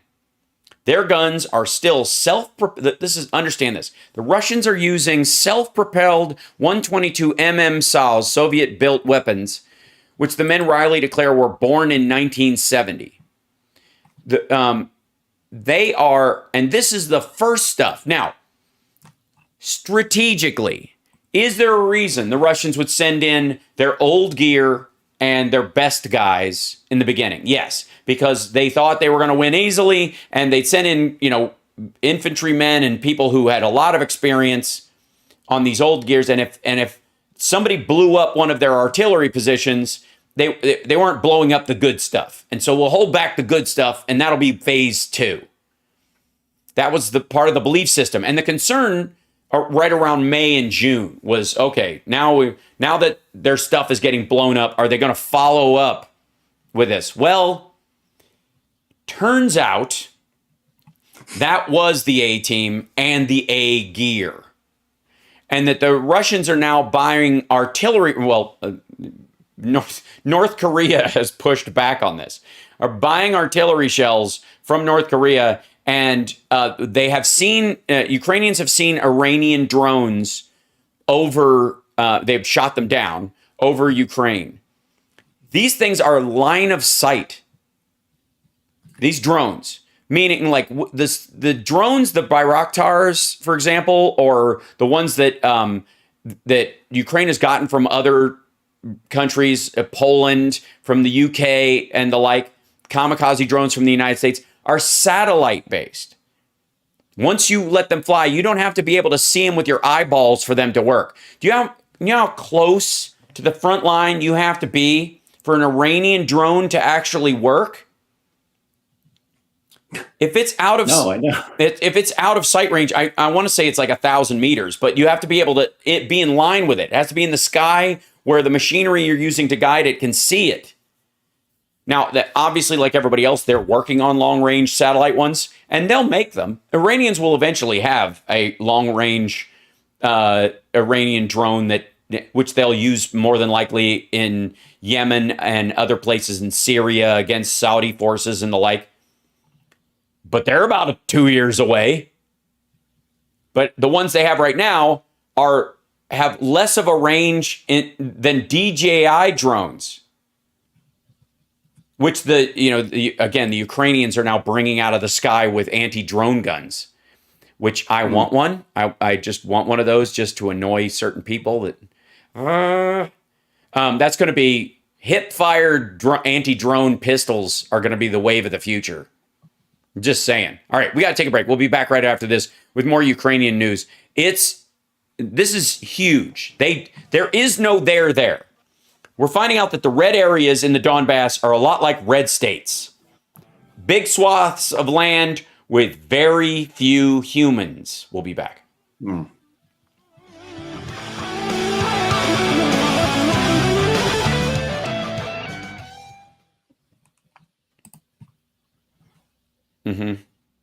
At the current rate of advance, soon even the soldiers may be gone, marching east to dig into a new wood. Russians are not like the Russians we were fighting on February 24th, said David, a young soldier. They're not as brave. I don't know if it's about bravery. I just don't think they're as easily suckered. You got huge tracts of land. That's right, Dragonflyer. Let me see if I can bring this one up, because there's... back to this, because I was following this thread.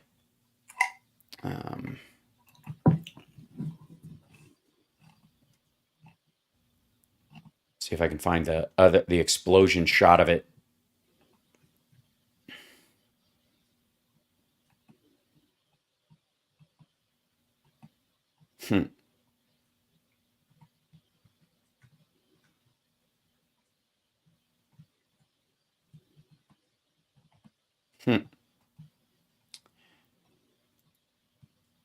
Let's see. Hold on a second. Let's see. I'm gonna go. I think it's. Let's see. I'll just grab it from here because there's some latest stuff in here. Seattle Susie Q wants to know what you think about the threat of nuclear war. It's almost non-existent. There is no way that the Russians can trust their nukes. I mean, the scariest part about those things, from Russia's standpoint, is they hit the launch button even on one of their tactical nukes, and it blows up on them. And they're not going to be able to transport it into Ukraine to fire it. So they're going to blow it up in their own land. And if they bring it into Donetsk and Luhansk, claiming that's their territory, and try to launch it from there, and the fucking thing does a Yui, it's going to, it'll... So back in 20. Thank you. Hey, Ukraine is tweeting, "Hey, Crimea, what's new?" I love those guys. Oh my God, look at this one, Johnny. It's Godzilla. Oh, that's brilliant. And the broken bridge, right? Welcome back to the HAL Sparks radio program, Mega Worldwide. I'm showing pictures of the bridge that collapsed, and again, according to Russians, this is self-inflicted. They did this to themselves. These pictures I've got up right now that are on Twitter are from Russians. They're posting this. This is not CGI. By the way, can I just say the Finnish Prime Minister, Sanna Marin, oh my God. Like, A, how come Finnish prime ministers look like supermodels? And secondly, she's not having it. She essentially says, way out of the conflict. The way out of the conflict is for Russia to leave Ukraine. So they asked her, for the who's at home, they asked her, what's the way out of the conflict in Ukraine? And she goes, the way out of the conflict is for Russia to leave Ukraine. Thank you very much. Yeah. And she walks off. I don't know why all the people who are like, oh my God, there could have been a peace deal, and there's a peace deal, and there could have been a peace deal. The peace deal is, let us keep the land we already took. Yeah, the peace deal is give up Ukraine. Yeah. And when you're losing, A, you don't get to dictate that, especially with the threat of using nuclear weapons. And secondly, it wasn't your land to start with. It's literally like,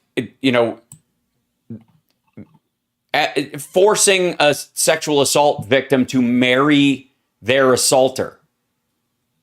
If I can put it in as delicate language as I want. That's what the world is asking for. That's what the right-wing, hyper left-wing overlap, the horseshoe theory about Russia's poor little, they just want to speak Russian in their Russian-speaking areas. No.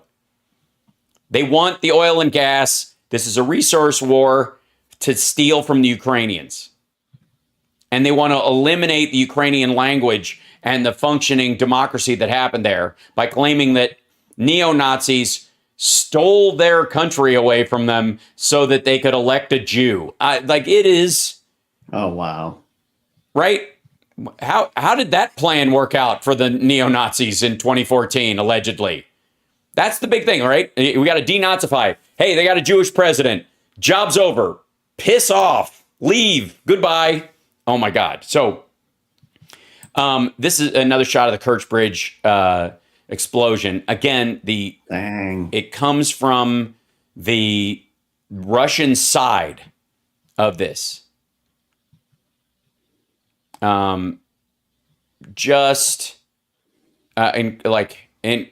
Incredible stuff. So, and at this point, we do now know that the biggest supplier of arms to Ukraine is not the United States. We're sorry, guys, we're second. Number one is Russia.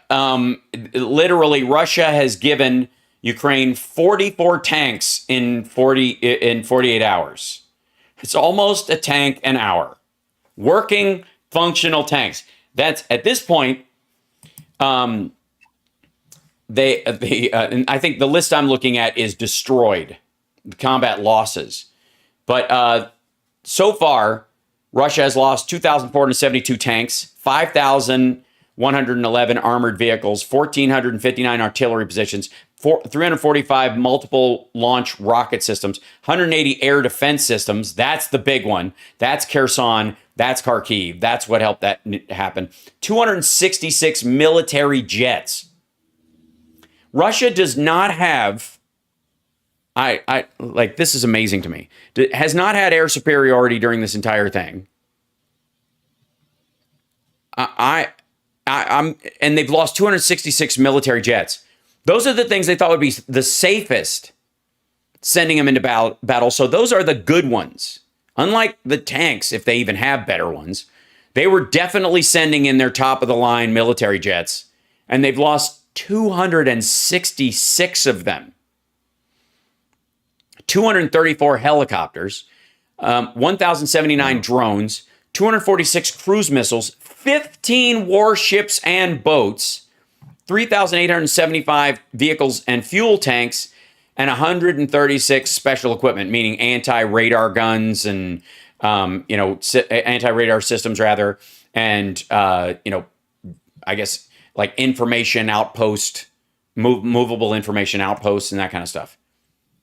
That, first of all, the Russians in I guess 11 years in Afghanistan lost, I want to say 12,000, somewhere between, it's watery numbers, somewhere between 12,000 and 16,000 troops. There were 1 million Afghan citizens killed and 200,000 Afghan military killed in 10 years of the Afghan war. At current count, the Russians have lost 62,000 soldiers, eliminated, both killed and taken off the battlefield. So awful. And for what? Because they didn't want to pay transit fees to Ukraine for their oil and gas? Because they wanted more control over that area? Because they don't have anything else to contribute? And quite frankly, the cost of the value of gas as a reason for your economy to exist is disappearing from the face of the earth because of largely because of demand destruction in the West. This is, and from an hour ago, The Economist is posting, Russian military lines appear to have collapsed in places. Ukraine's goal of reconquering all of its lost territory no longer looks so implausible, meaning Ukraine is going to take back the entire Donbass and Crimea. That's gonna happen. Get used to the idea. And if Russia wants peace so badly, they can take all their Ukrainians out of those areas, build them houses, move them back to the motherland, and build a wall. Knock yourselves out. Do it. Pull a Trump. Matter of fact, have Trump come over there and show you how to get. He'll tell you he'll get Ukraine to pay for it. Brilliant. Oh yeah. Before we get to the break, I know we have a couple of callers on the line, so let's grab one and see if try our luck at calls. Let's see, who do we have first there, Chicago? We have Robert from Florida. Oh, Robert from Florida. What's happening? Hey, Hal, how are you? What's going on over there? Good. Just for the record, are you and yours well after the hurricane damage and all that? I'm in Naples. I'm in North Naples. I'm about 8 miles from the Gulf of Mexico, and we made out all right. We lost a day without power, and thank you for asking. Mm-hmm. I got like I want to talk about. My company that I work for, we do government work. We do a lot of construction, heavy. Mm-hmm. We're actually cleaning up Fort Myers Beach. We're making the accessibility to Pine Island and all that stuff. That's, we canals. We do all that kind of stuff. It's horrific what I saw. Just sad. Knowing that, literally hundreds of feet from me, there are people dead inside their homes and pancake houses that are pushed into another house, and there's nothing you can do. They had dog sniffing units out there trying to, locate and rescue people, and just horrific. And one of the things I wanted to talk real quick about this, and I want to say a couple other things, especially about Ukraine, is that you might see a story coming out that DeSantis is making an effort to tell the county examiners to keep a low count on actual mortalities from the hurricane. You know, so someone who lost power that needed energy to breathe or something, you know, they died. They don't because count. of the storm. Right. No, they don't count. They died for whatever their underlying thing was. Even COVID, they'll say, "Well, take a COVID death over a hurricane death because, you know, the election's coming up next month." Right. You know, so it's a political game that he's playing with people who are, you know, their whole goal is to figure out why people die to prevent it the next time.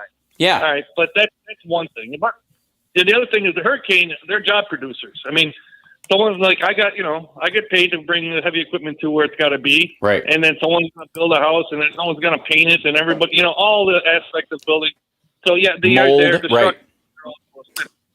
Their job stimulus. I want to talk about Herschel Walker real fast. Thinking about this. He fired his campaign manager, and I think I know the reason why. Because Operation Research starts at home with Herschel. Wouldn't you think he should have known the damage that he had behind him? You know, so he failed him from the get-go. Well, the early reports, Robert. Early reports, Robert, was that he, you know, when this stuff started to break about the other kids, this was a month ago, more. He had to have a sit down with his team, and they had to ask him if it was true. They had a powwow about this in mid-campaign. So he's down to wearing his helmet at the debates. That's all he's got left is his football accolades from Georgia Tech. I mean, and I have a feeling he'll put it on there too. Just say, hey, remember me? Hey, this bridge in the Ukraine. Yeah. I'm sorry to jump around you. I know it's okay. There's a lot. I mean, I want to say a few things and get up. Okay, so the bridge there. Okay. I'm disagreeing with you. I can understand your point saying you want to live one of those bridges stand so they can go home. I'm to the point where, no, you want them to walk home or swim home. You know, or to walk around the long way, or you want them, you know, pick them up in a boat and get them out of there. Mm-hmm. You know, I'm not even, you know, I might believe that this was an accident, but I don't think it was an accident. I think it was sabotage. I think the people who are fighting for Russia in the Ukraine or Crimea or whatever, they're seeing the writing on the wall. Mm-hmm. They're saying we're losing. And they want to get out, and Russia's trying to stop them. Yes. Right. And the other thing is, like, Russia and Saudi Arabia, they want to slow down the gas price with OPEC and all that stuff. Right. Biden should say, hey, Saudi Arabia, go take a look at the Russian military. You want theirs? Because they can get it at a discount because we're not going to sell you ours anymore. Right. You know, they should play hardball. If they want to play hardball with us, we play with them. Listen, I'll let you guys. Yeah, appreciate the call. Yep, there's a lot to cover. Appreciate it. Be safe, okay, when you're out there. Again, one of the things that after these cleanups that, you know, we've learned after 9/11 especially is the ancillary toxicity of all the things that can be in and around a house that's been waterlogged and the leftover just mold itself. Like look at after post Katrina in New Orleans. There's a lot of health issues that can happen. So everybody involved in that stuff, God bless them for the work that they're doing, especially the people who are running down there and providing water and support to people who are still down there. And again, we got to take a break. But the one thing that stands out to me out in Florida is that DeSantis and the Republicans have fostered a mentality that you do not trust the government. The government, whatever the government tells you is wrong, it's bad. And then when it comes time to warn people, get out, you're in danger, there is a hurricane coming, people blow it off because you have told them not to believe you. You have inverted. If somebody says wolf, it's never a wolf. That's what you've said. And these people, and then you're feeding them to the wolves. We'll be back.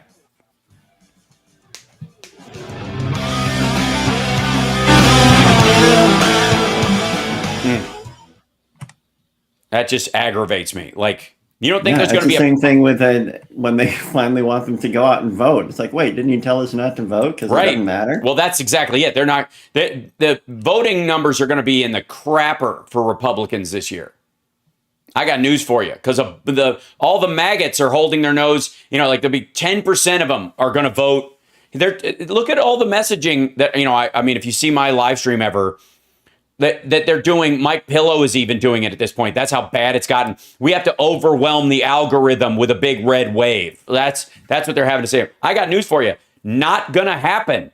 You have talked these folks out of voting. You have told them the end is nigh. They are more likely to hunker down in a basement eating beef jerky and watching, VHS tapes of Red Dawn than they are to go vote. And I'm frustrated by that because I want everybody to participate. Because if you participate, then you feel at least we lost fair and square. At least I participated and they beat us, but I was in there and this system works. Where the more people that he encourages to check out of the system are people like, well, there's got to be another way. And that's where you get these threats of these like lone wolf violence. Is there going to be a civil war? Absolutely not. Are any of these guys going to gather a group bigger than 5 to do anything ever? And will it ever leave their basement? No. But are there enough of these lunatics where every time one of them does it individually, one of these other lunatics goes, today's the day, and runs out and shoots up a mall and kills 4 people just for the hell of it? Yeah. Yeah. Back in 15. Thank you. Thank you. No more callers. Okay. All right. Appreciate it. It sounded like he was scolding you. No more callers. Sorry. Putin's off ramp. That's funny.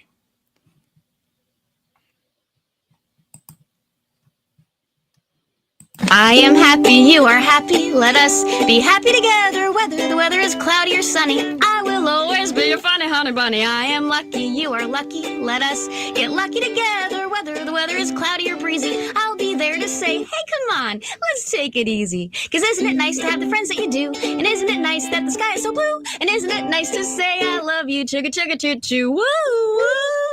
I am smiling, you are smiling. Let us smile together, whether the weather is cloudy or stormy. I will still be there in the morning. I'll be right by your side in the morning. I'll make you breakfast in the morning. I hope that you like cereal. Yeah. There's like I personally think and check out this, I'm putting this picture up of the Crimea blast. This is literally from video of when it happened. Wow. If you go to infotainmentwars.com or twitch.tv/HalSparks, like and subscribe. Support the show if you can. If you can't, just enjoy it. But holy smokes. Can you imagine being on this bridge when it blew up? And the Russian commander that they put says the key Crimean bridge was bombed. Well, if it was bombed from people in Russia. Yeah, and by the way, notice, and this is an article from Bloomberg. But I want to see if this is a Bloomberg article about this. In its latest shakeup, Russia's defense ministry named Sergei Sorokin as Sorokin, a.k.a. Dr. Evil. That's Dr. Evil, as commander of all of its troops fighting in Ukraine. Because what you really want is one megalomaniac micromanaging all of the troops who just got there and have no training. I don't see how they can lose, Johnny. At this point, sounds like a plan. Got it nailed. Oh yeah, it's like saying, "Oh my God, our guitar player has quit the band." Anybody out there play guitar? I play Rock Band a lot. Do you have a guitar with 4 buttons on it? No, but get up here. The heck with it. All right.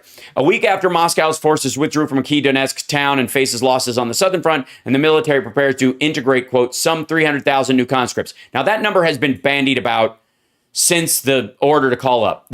We now know that there was a secret directive to pull up 1.2 million conscripts from both Russia itself and its other countries like Georgia and Chechnya and places it has control over. Whatever. Not going to happen. And we now find out also that half of the conscripts that were pulled up from this one area, which was their biggest draw, half of them were not physically able to serve in the military. They were, they were bringing up some people who were terminally ill. Not just sick, not just I'm a diabetic, I need insulin, I can't go to the front because there's no way you're going to send me there other than to just die.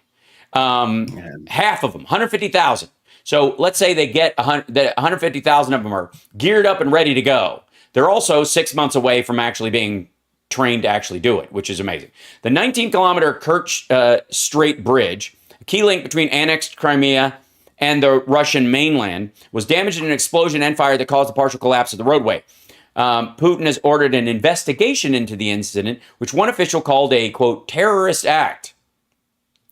By Russians, I presume. Now, I along with what Robert was saying, I have an idea that I would like to put forward on this in a second, but I'll finish the article. The International Monetary Fund's executive board approved $1.3 billion to help Ukraine with its financing. European Union leaders edged closer to a Russian gas price cap as a further measure to punish Putin for an invasion of Ukraine, as Kremlin forces intensified strikes on the southern city of Zaporizhia. By the way, they declared Zaporizhia, the nuclear plant, as part of Russia's crucial infrastructure so that they can blow it up, blame the Ukrainians, and then say the Ukrainians attacked them and made it was a nuclear attack so they can do something. And again, stack this with all the other things they've said that are garbage. But anyways, so here's my theory, and I'm sticking to it. This is on the bridge and the explosion and all that stuff. We in this particular case, the Russian citizens that have been living in Crimea that were bussed into the place and by Russia over the years to try and elbow out Ukrainians through force and coercion and fear to go, this is really a Russian territory and you don't belong here. And they did it since 2014. That's what they've been in the business of doing, is full of Russians and vacationing Russians who are, who go down there and go to the beach and all that kind of stuff. We saw this footage of when there was a strike inside Crimea. They all started getting in their cars and leaving. There has been a giant exodus of the Russian human shield population that Russia has been moving into Crimea since 2014. They all started leaving. The side of the bridge that got blown up, the bridge itself, is car traffic, not the rail side. These are not, and the trains that are on there are not passenger trains. There might be troop trains that they can put on them, but they are material support trains for the military and for other energy uses and whatnot. Resources both taken in and out of going into and out of Crimea. I personally think this is a Russian attack on that bridge to stop the Russians who live in Ukraine from leaving, because it's their only way out. Oh, wow. Without facing Ukrainians on their way off the peninsula, off of Crimea. That's why. If they leave through that bridge, so that they can keep people in the country to draft. Right. Yeah, or to just make cannon fodder out of, so that they can get another Amnesty International article about how Ukraine is killing civilians as they take back parts of the city where there are military scattered throughout each of these cities in Crimea, in and amongst the civilian population, and the civilian population has no place to go. Mm-hmm. If they want to leave, they're going to have to leave through area that Ukraine will control, and therefore they'll think it's too dangerous and they'll stay and get killed. And so Russia is using those people to pad the death toll that Ukraine will have to explain if they take back Crimea. That's it. It won't work, by the way, because the Ukrainians will say, once they move in on Crimea, probably in the next couple of months, because this is the area, by the way, that won't be affected by winter as much as the northern territories. That part will slow down and stop, and the areas near the water will stay warmer longer, and therefore Crimea will be the obvious push as the weather gets colder. Let me see if I can bring up a map so we can kind of talk about it in particular. So they repaired the bridge last night, and Ukraine is posting, there's no panic in Crimea. All the goods being taken from the shelves and money is emptying out of the ATMs, but everything is fine. Let's see, Crimea map. Let me see if I can bring that one up in here. Okay, so the area around Crimea, off the tail end of it, there's this connective bridge that comes off if you were looking at Crimea from straight ahead on a regular map, to the right-hand side that goes to the mainland of Russia. The only other way is to go up to the mainland that is Ukrainian territory seized by Russia, and then cross the border into Russia above where the water is connected. The Ukrainians will eventually, once they take Kherson, go, we're coming into Crimea next. If you're a Russian citizen and you want to leave, we are not going to bomb this area unless there's military vehicles, get out. Start leaving now. We don't want to harm you. We just want our land back. And if you are forced to stay, let us know, and we will take you out via boat on the other side of the island. We'll start evacuating people, or the other side of Crimea. We'll go show up at this dock and get on a boat, and we'll sail you back to Russia ourselves on a grain boat. But if they're going to leave, they're going to have two routes. One across that bridge, which the Russians have effectively blown up so that the Crimean Russians can't leave, or across land, or have to stay where they think the Ukrainians, there's a higher chance that they'll be killed in Ukrainian bombings of the military areas. This is how it's going to go over the next 3 months. Because like I said, the northern areas are going to get colder faster. This area will be more traversable. Somebody in the chat saying third is in a body bag. Well, that's what Russia is counting on. Russia filled these areas with Russians to make them afraid to fight to get the land back. That was the goal of these people. These people are cannon fodder, unarmed cannon fodder. Yeah, weight on the bridges is the issue. So as we're going to watch this play out, but I've said this before, there's no way Ukraine doesn't take back Crimea. And it may happen faster even than the Donetsk and Luhansk areas, because those will be the last hard-held areas. Crimea is more than likely next. As they bust through Kherson and start taking that area. And I think the Russians are trying to keep their people from leaving so that they can die as PR deaths in Russia's attack. That'd be horrible, but it would track. That's what they do. That's what they will do. And if you want those guys running everything, keep supporting Russia. Because that's how they'll run everything else. We'll see you guys next week. I think Philip Ittner may be joining us from Ukraine next week, so we'll check in with him there. Until then, take care of yourself and take care of somebody else. And vote. Vote.org. Vote, vote, vote, vote, vote. Vote. See you next time. Thanks, Chicago.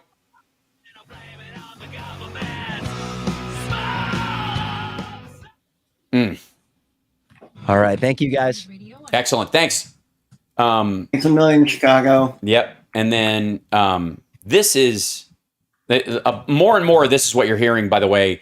This Brat Dragon tweet that says that is negotiating table time. Get out of Ukraine now, or we reclaim Crimea. If Putin says no, do not live in Rostov either.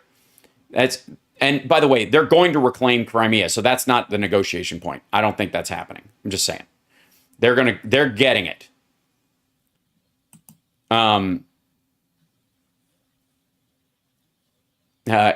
David Hazani says, I just want to say that I spent at least 3 minutes yesterday studying the Crimean Bridge on Google Maps. Then I thought, sure looks vulnerable, but I bet they have no way of attacking it. That's why the Russians did it to themselves. They did this to keep their new troops, which they're boating in, from having a way of leaving. If they're bringing troops into that area, they're coming across the land from the top, they're making them come down, or they're bringing in them via boats on the other side. That's what's happening. And they can't go anywhere. And there's Kaliningrad right there, and then Moldova has this little disputed border area right here. That's the Russians own a piece of that right now. They've got separatist forces in there that have been trying to drive this wedge. That's going away too. Here's what I also think. I think Moldovan forces, with the support of Ukrainians, are going to squeeze those folks out and tell them basically, like, show up and you're going to get a boat ride back to Russia. Show up at this thing, you've got till Wednesday. That's going to happen. Get out. Yuck. That's going to be gnarly. Military forces. Citizens can stay. Oh, my God. Look at this. This is footage of the actual thing now that we're off the air. Oh, wow. Russians trap multiple spans of the Kerch to Taman Bridge. Which one?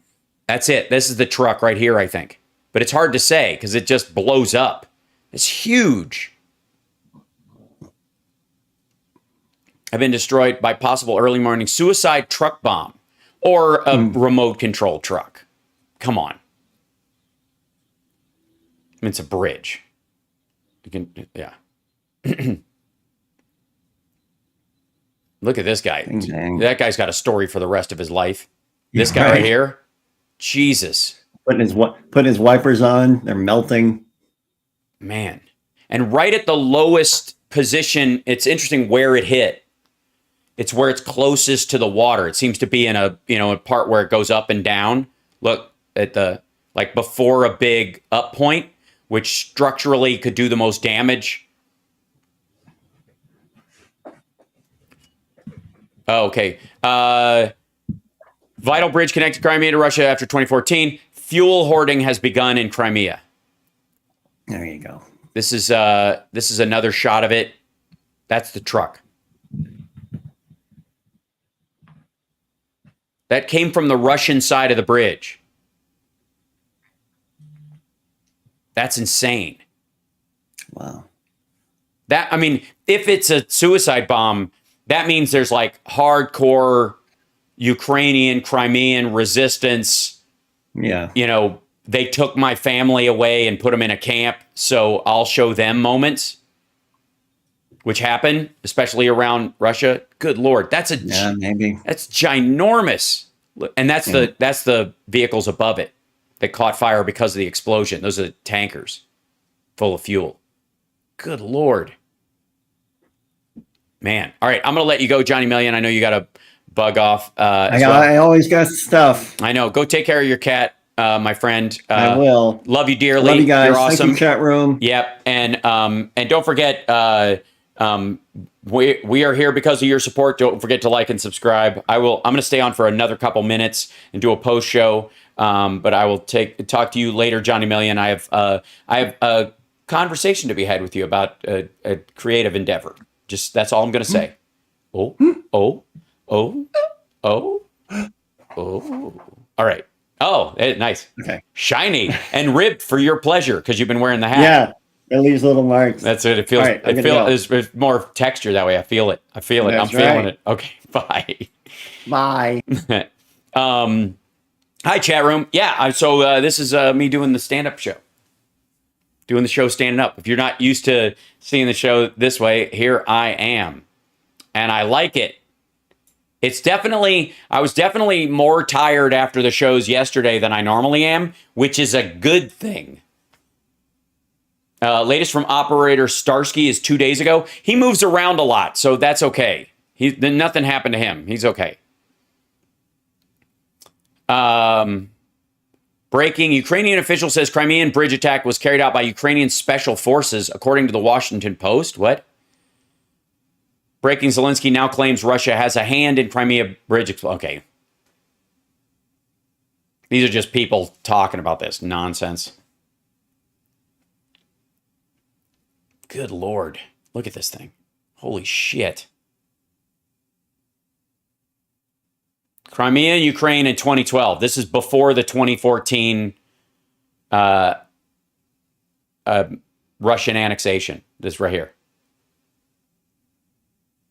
You don't want to get Trump potato butt. This is true. You have more energy when you're standing? Thank you. I hope so. Saw one report say the bridge was damaged in the Ukraine direction. They're both Ukraine directions. Crimea is Ukraine. Well, I think they mean from Russia to Ukraine or towards the side towards Ukraine. The other side of the bridge is on Russian territory. That's this right here. I want to say. There you go. Look at the map before making yourself look stupid. Kerch is in Crimea. There you go. What are they referring to? Somebody being a... Is this considered an attack on Russian soil? Yeah. No, Crimea is Ukraine, right? Yeah, that's a... Look at that fucking thing. Yeah, so rail traffic will continue, but civilian traffic will not. And what I was talking about was this right here. There are two ways. You can't get out this way anymore. So if you're a civilian, you're going to have to leave this way.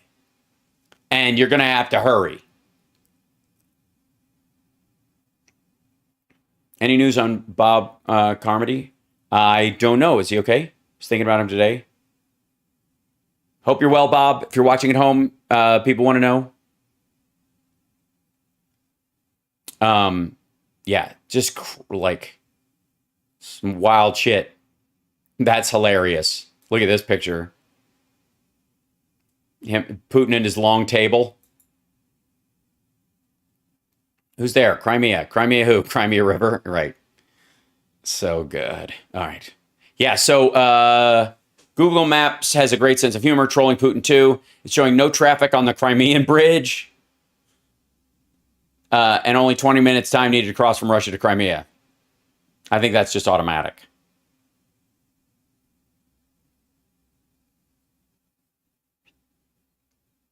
Crimea Bridge, okay. Looks like the truck would have left Russia based on the map. Russia to the right, Crimea to the left. Yes. Yeah, this is the blast footage from multiple places. This guy right here. Whoa! People just walking right up to that shit. That's like...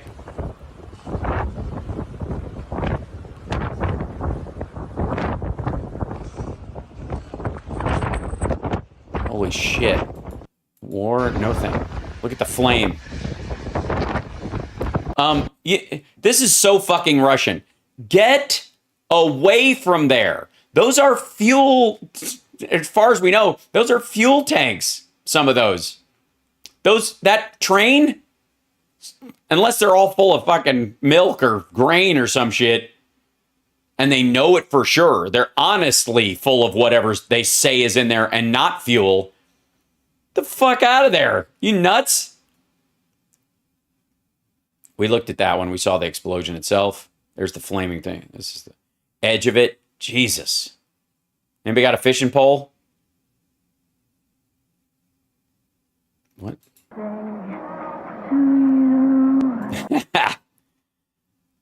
People are like, Crimea is, they're sending happy birthday things to Putin because it happened on his birthday. Jesus.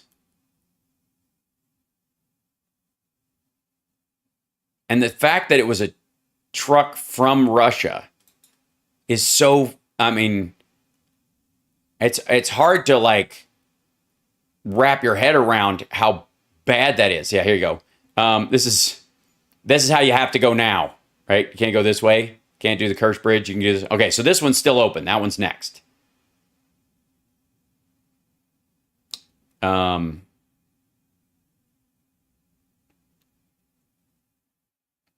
Yeah. Wow. I'll see if I can bring up my my Russian the Telegram channels that I have. I have to hold on. I have to switch to just me before I open the Telegram channels because I don't know what screen it opens on, and sometimes it opens in the one that I use to show articles and stuff. And I follow some of the gnarly war ones, both Russian and Ukrainian. Kyiv Independent is pretty calm. A lot of articles. But some of the ones I follow are pretty gross. So I have to move past some of the images that might be a little too much for, not just for YouTube, but for you guys. Because, Let's see. Oh.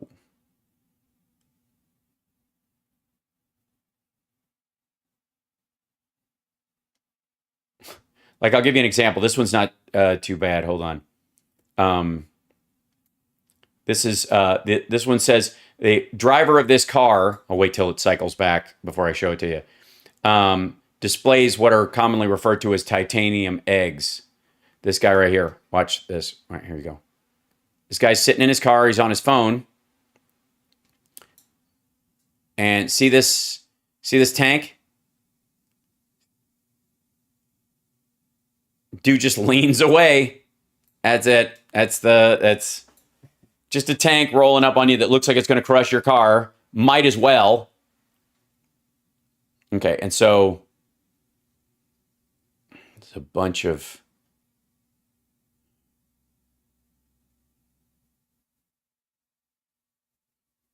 yeah.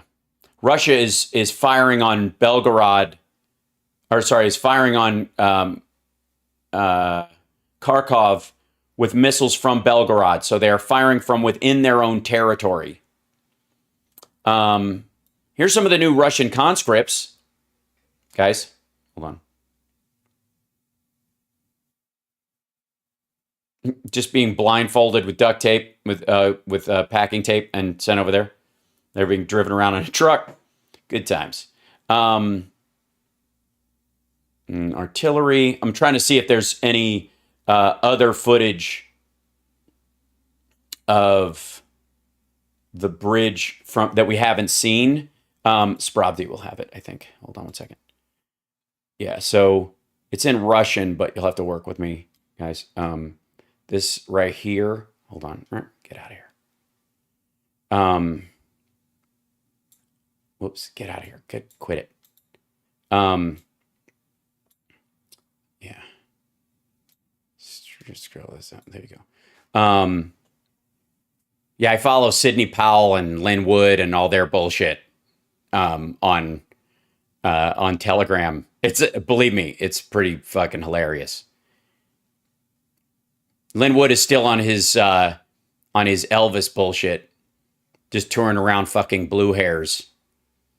Yeah, this is the I don't read Russian, but I'm fairly certain they're talking about the Russian okay, this is places they've blown up and destroyed. Yeah, by the way, those are the numbers we looked at earlier. Where was it? Okay, I'll go back down here. Yeah, so this is the bridge from the top of it. There it is before on the top, and there's the hole in it right there. Look at that. An aerial shot. Jesus.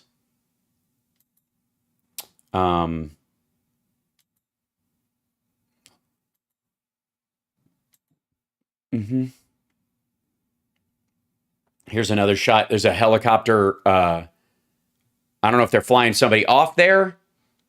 We see the escalation of the conflict between Russia's military and law enforcement agencies, and it is getting out of the Kremlin's control. So the idea being that this is an internal conflict in Russia, which I don't doubt at all. I mean, they're locking people up for protesting, giving them 10, 15 years in a Russian jail where they're just going to, the fear is they're going to die and nobody's going to pay attention. So you bet your ass there's going to be somebody. Video footage of the Crimean Bridge explosion. When is it? The other one seemed to be. Whoa.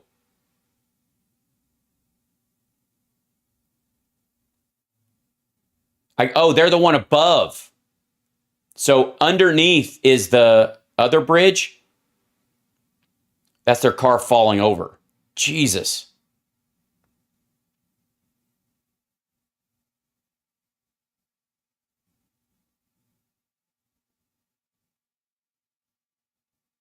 I'm guessing that person survived. Yeah, here you go. Here's another shot. New video published online shows significant damage inflicted on the Crimean Bridge following reported explosion in the early morning of October 8th. This illegally constructed bridge links Russia-occupied Ukraine, Peninsula Crimea with mainland Russia via the Kerch Strait. Yeah, all done. As Putin's war of conquest in Ukraine is failing, he is again trying to use the nuclear card against Ukraine in the West, and he's reassuring the world that it is not a bluff. But how likely is Putin to walk the walk?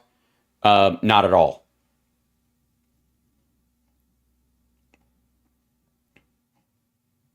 Yeah, this guy just got the Belarusian journalist he's in jail, but he just got the Nobel Peace Prize. The Nobel Committee is giving the finger to Russia this time around. And this nonsense. And we covered it in snack cakes. All right. That'll help. Okay, so I always when I show you guys these things, I always doom scroll, and I'm afraid to go. I scroll really fast, too fast for me to even read and sift through the stuff, because I don't want to come across some of the really gnarly, violent footage that's on there sometimes. Like I told you about the cat eating the dude the other day. There was a pack of pigs eating a Russian soldier on there. Somebody been left behind and just dead guy. Let's see. Linwood's just posting a shit ton of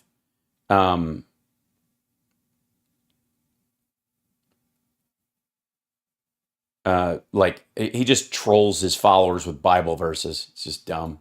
And Sidney Powell's like less and less and less.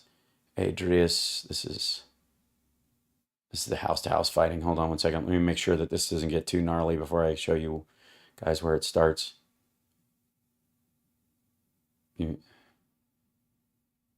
Oh, yeah, I'm not showing that. Mm-mm.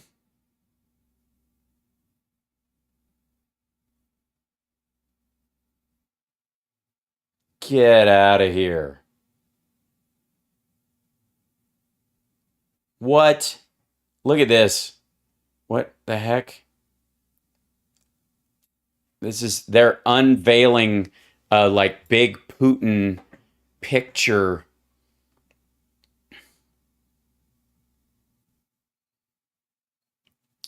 On this, good Lord. Like happy birthday, essentially. Great picture, by the way. He looks super happy. Meanwhile, below the pictures, a couple of his guys getting evaporated. It's hard to like scroll through these things without running afoul of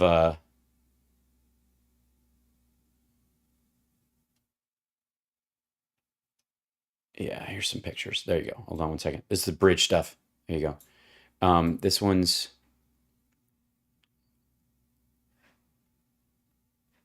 yeah, this guy.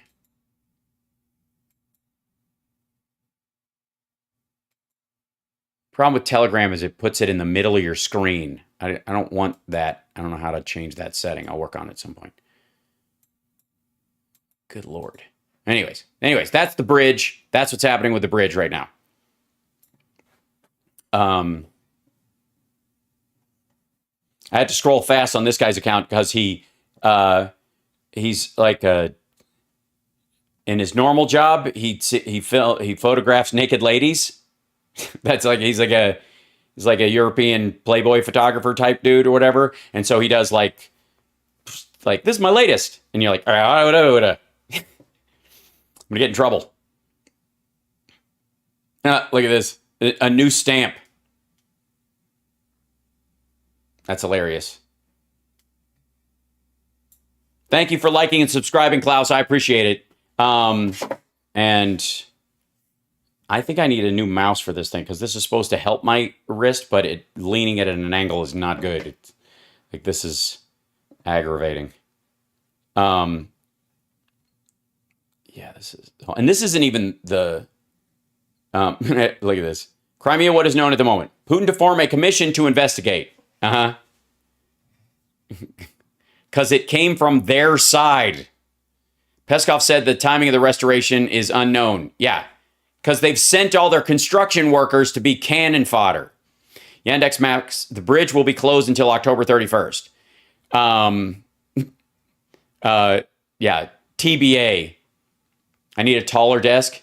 I need a trackball. It's true. How long before he sits down? Are you guys going to take bets? Not, probably the next rally I do. How your elbow should be level with the tabletop. If I'm typing regularly, I agree. It should be about here.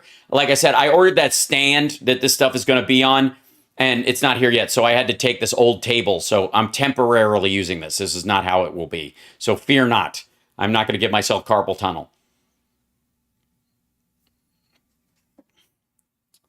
Yeah. Am I wearing pants? Maybe. Ferry crossing is impossible. Sale of train tickets to Crimea is suspended. You think? How about train tickets out of Crimea?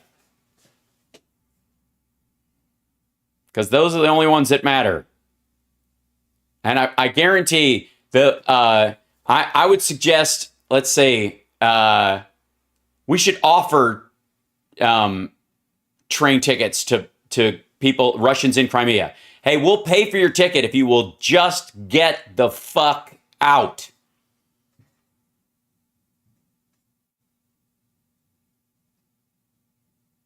Yeah, this is the vote on independence people show that wanted to be independent in 91, want to be independent from Russia.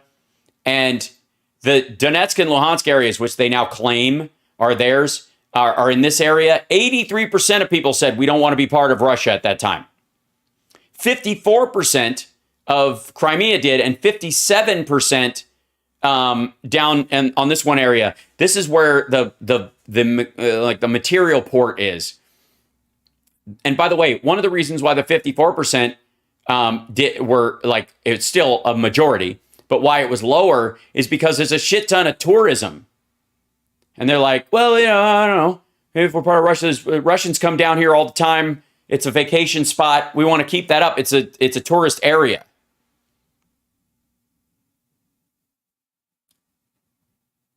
Hilarious. Either way, it presents the Russians with a significant problem. It doesn't stop resupply to Crimea. There are boats and then the route through Melitopol, but it makes holding Melitopol even more important to the Russians. Exactly. And they're going to have to exfil their citizens out through there. Bye-bye. I love this 9 hours ago. Flash detected in the Republic of Crimea. You think? I fucking ate pikeys. This will not end well, you bastard. Okay, so hold on one second. I want to show you the other thing we talked about. Where is it? It was up in here. I feel like I'm doing a regular morning show now. 2.4 million people to feed in Crimea? Yeah. See dead Russians. Yeah, it's a great tourist attraction. Let's see. I think it'll probably be under Kherson. There'll be a bunch of stuff coming in there. I'd be a bit worried. This is 6 hours ago. I'd be a bit worried now if I were a Russian soldier in Kherson. Yeah, you would. Because one of the ways you were getting support is gone. Here you go. Where amphibious lift capacity, the Russians don't have trucks to load and unload these imaginary barges and no staging or triage areas to load and unload the imaginary supplies. The Kherson garrison is looking like Dien Bien Phu. All right. Basically, it's just they're getting surrounded in Kherson right now. While everybody's talking about the bridge. Russian attacks and troop locations. This is India's take on it. Ukraine's targeting by drone attack Russian artillery in Kherson. Right. We know that's happening. Ukrainian troops on the battlefield. Did you guys see the lightning truck attack footage? Holy shit. Because we have told them essentially, or they have bought from commercial satellites, the ability to look where there are Russians and where there are not. So they are just, once they get through a line, they're blazing a trail to the next line. And it's crazy. Like, it's straight up, like, old-fashioned battlefield. Like, it looks like a movie. These trucks are, like, bounding over the ground. That's hilarious.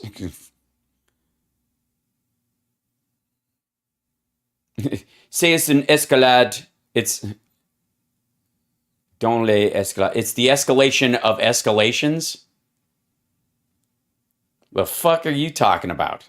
What? It's an escalation in escalations and an attempt to consist with what the Ukrainians are doing in the circle in Kherson. They wanted to cut the supply lines of the Russian army a vital access. Pierre Ledouche and Punchline. No. No, it isn't. Again, it has more value in just getting people the fuck out of Dodge. Lots of drone footage. I always have to be careful when I scan by that stuff to not stick around long enough to, like, when it gets to the gnarly part. You know what I'm talking about? They're turning Russian military doctrine on its ear. Yeah. The NATO doctrine, which is, you know, it's focused more on lightning quick, overwhelming areas, and then once you get into a city, slow moving it so you kill as few civilians as possible, is very different from the Russian, which is just pelt the area and then we'll make our own citizens rebuild it.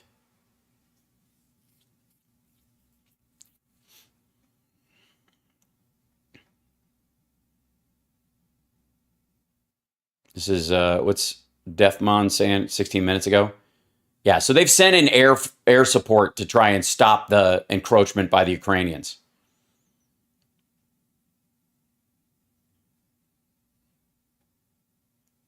Mm-hmm.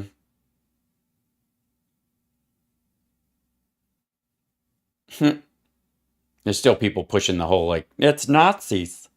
The greatest trick the Nazis ever played was making the world think that they didn't like Jewish people.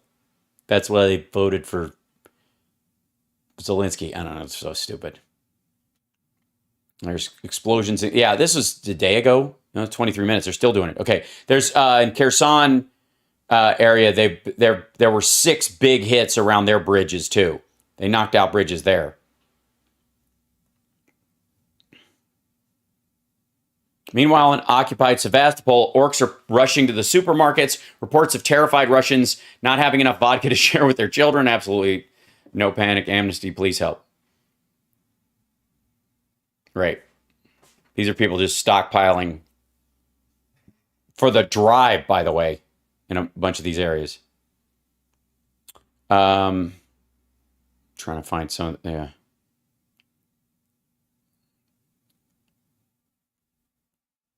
Is Ukrainians getting ambushed by Russians because they're blazing into these areas? Russian troops repel another Ukrainian offensive in Kharkiv, Donetsk. Right. Not so much, kids. It's funny how they think that when the Russians attack or kill or whatever, a wreckage, a cat walks through the destroyed residential buildings in Mariupol. There's a giant fucking cat. He did all that damage. Binky, the apartment is not your scratching post. We got you one. Oh, HAL, Google Tarasenko. Okay. Give me 1 second.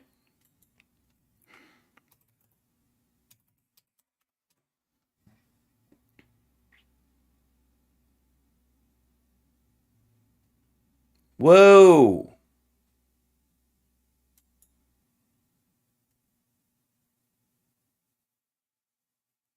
Whoa. That's crazy. Look at this. So remember Anna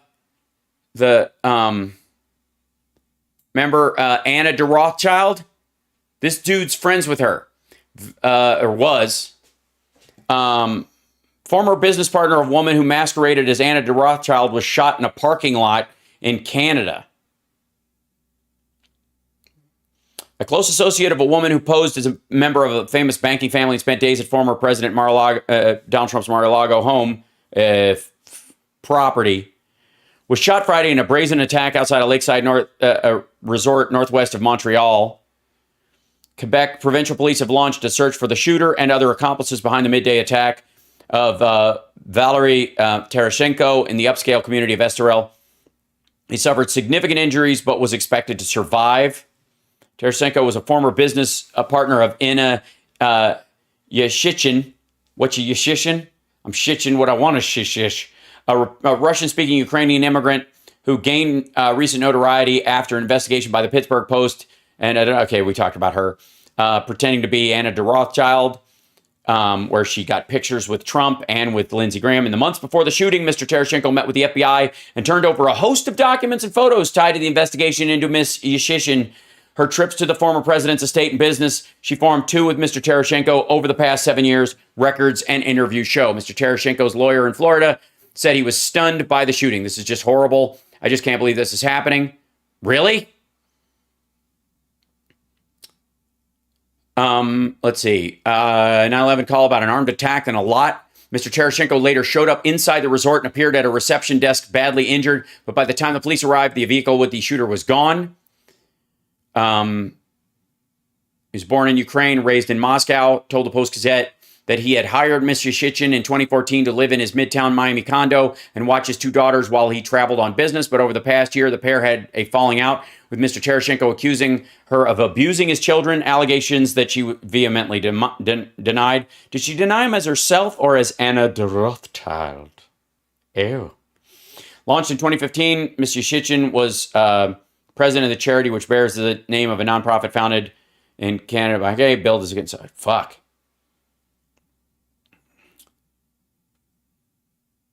All goes through Florida, doesn't it?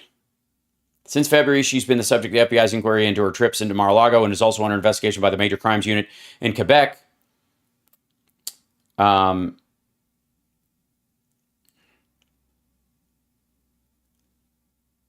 She went to seek out new streams of money from members of Mr. Trump's entourage and inner circle.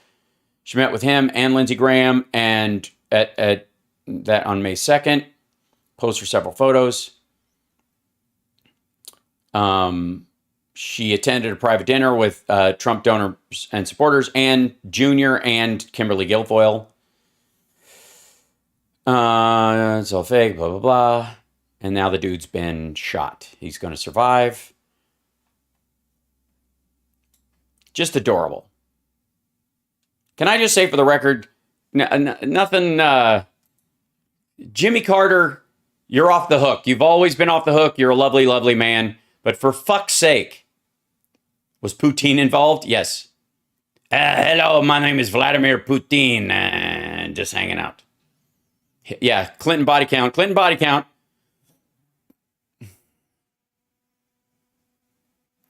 Shooting battles in the Kherson region. All right. A Pelican. This is the plane that... the Russian plane... like that flips and turns. I can't tell if it's trying to avoid getting hit, but it gets hit and then it just blows up. Watch this. Hold on. This guy right here. Dunk. Now the pilot clearly ejected. But anybody who lives in this area, I mean, he was at least trying to reach this field, it seems. Battles in Kherson region. Yeah, that's the ambush. Because they're moving into Kherson. Yeah. The great idea. Tell you what. Have you got... listen, my horse friends. Someone I can trust. You don't have any interest in maybe being, I don't know, like head of military or pulling wagons across the bridge. I have one that won't support regular trucks anymore. I'm just saying... I feel like you could really help out. And by the way, when we played Just the Tip last night, I don't believe you. Sorry.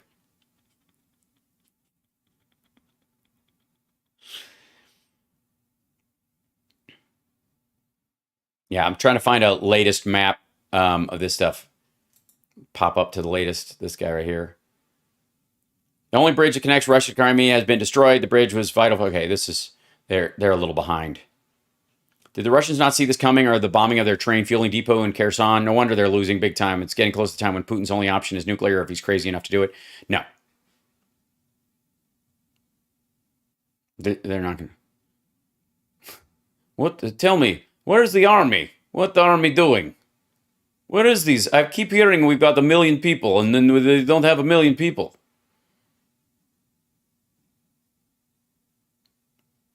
Turning back alive and purchased a company set of armored vehicles for the 36th Brigade. Oh, I see. They bought them for them. That's cool, I guess. Or no, is that... It turned back alive foundation to... Yeah, I think they mean come back alive. It's to be forgiven. English is their second language. Where's Benny Loco? Hi, Benny. I don't know. She may be just taking the Saturday off. Sometimes I'm not angry enough for her. It's clear.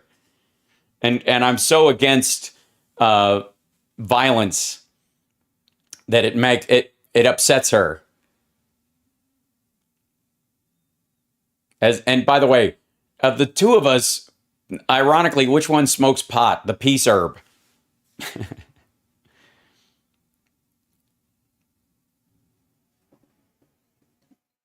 But she's blocked. Why is she blocked? How is she blocked? By who? Was she bot blocked or something? I didn't block her.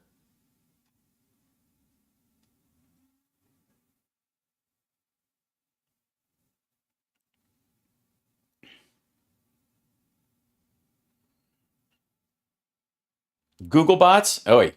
All right, I'll check in after the show as long as she in there. Okay, thank you.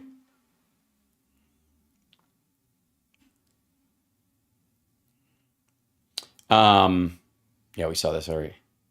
This is fun. We've seen pictures of this before, but this is the unexploded munitions that Russians sent in. Imagine if this is one of their fucking nukes. Your conventional warheads drop duds all over the fucking place. There you go.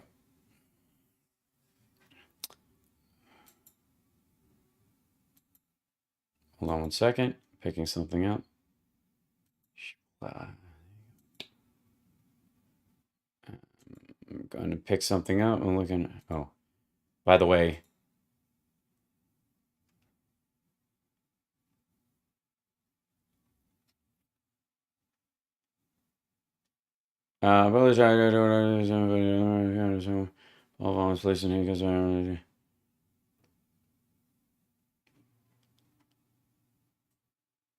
Oh, so just so you know, this is what Marjorie Taylor Greene is telegramming right now. This is the arrest of Paul Vaughn. Paul Vaughn is not being arrested for what he believes. Paul Vaughn is being arrested for attacking someone physically. But they're like, he's being tormented. Is this the weaponization of our DOJ and something? No. You don't get to fucking attack people. Stupid. See, Mike Pillow's latest thing. If we want to stop fraud, we have to end mail-in voting and get rid of the machines. Yeah, same shit all over the place.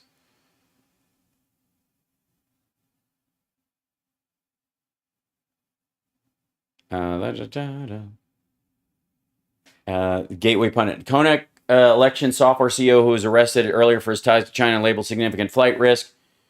Let's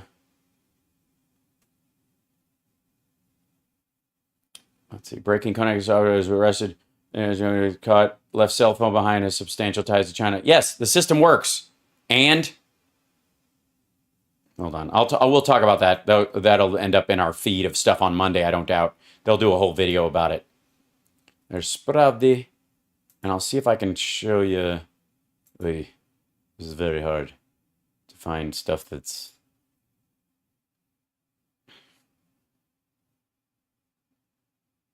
Now, this is the one I don't know. I've seen this a couple of times. This guy right here. Arrests of the military began in Moscow. Units of the Dzerzhinsky Operational Division, the elite of the National Guard, entered the city. Traffic in the center is blocked. It's known that numerous attacks, detentions, and blockings of the military. At the same time, all military units along the perimeter of Moscow have been put on high alert. This is at 7:48 a.m. I've heard, hoaxy stuff about this too. It's not quite. The believability of it is suspect. These kind of. I don't know. It's I'm waiting and seeing on that kind of stuff. We've heard a couple of these things. Now, it kind of like the Xi Jinping coup story. So, hold on. Now I've got to block those guys and jump those guys. Hogs would take one look at MTG and his feet and run away. Got the porn bots. I got them. I got them right out of the gate. I got them. Let's see. Top.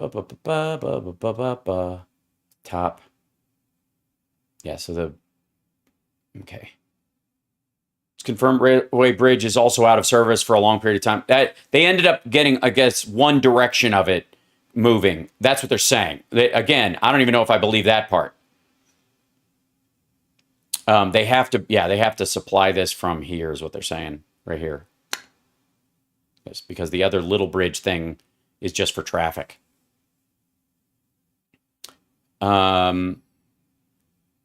See, this picture shows what a disaster losing the bridge is for the Russian war effort. That leaves them with only one major land conduit to supply force. This is what I said. This is what I tell you guys.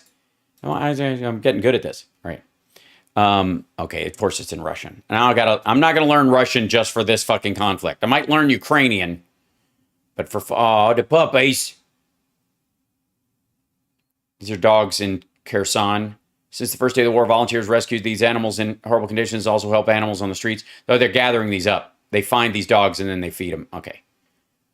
Marines from Kherson send their regards with another captured trophy, which looks old and shitty. Get the fucking barrel on that thing. What the fuck? That's an armored personnel character. That's not a carrier. That's not a tank. That's why it's a machine gun.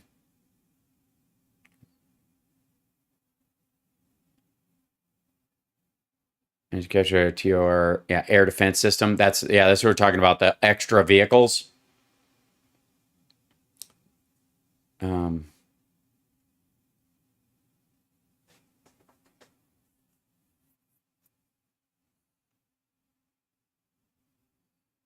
It's a javelin, I think. Am I a thing? I could toss if John comes up, I can throw the Twitch chat his way once we start. Let me know if he goes online. Is he going to start at noon? Is that the idea? Yeah, that's a good point. I keep forgetting to do this. Hit the like button, like and subscribe if you could, as you do. We're just, right now we're just hanging out because I felt like hanging out with you guys a little bit. Check Discord when you can. Okay, I will. He starts in 15 minutes. Okay, we're good. HIMARS strikes, destroys the train fuel station in Russia-occupied Ilovaisk. This might be one of the places they were talking about in the Donetsk region. Yeah. That other tweet we saw, this is what they're referring to. This right here. This fuel depot. Key railway hub, 40 kilometers from the battlefront. Obviously, those HIMARS go more than 30 kilometers, or they're inside the area. According to Telegram channels, Euromaidan Press. Yeah, there we go. They captured an ammunition dump. Now they've got a new stamp with the bridge. That's funny. That's the bridge with this thing. The new pier is just terrible. Chuck Ferrer's maps are hilarious. Air Defense reported to have downed dozens of Russian UAVs. Closer air support sorties increase. That's because they're sending in the line of sight ones. They're falling out of the sky on their own half the time.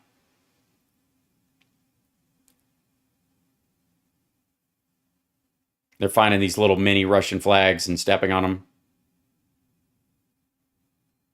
Or maybe they bring them with them from other places. Like, we got this place. Whoa.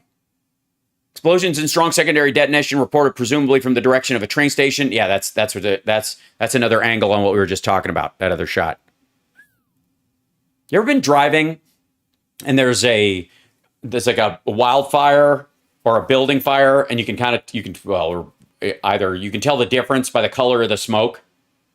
Yes, we should send more HIMARS. I agree.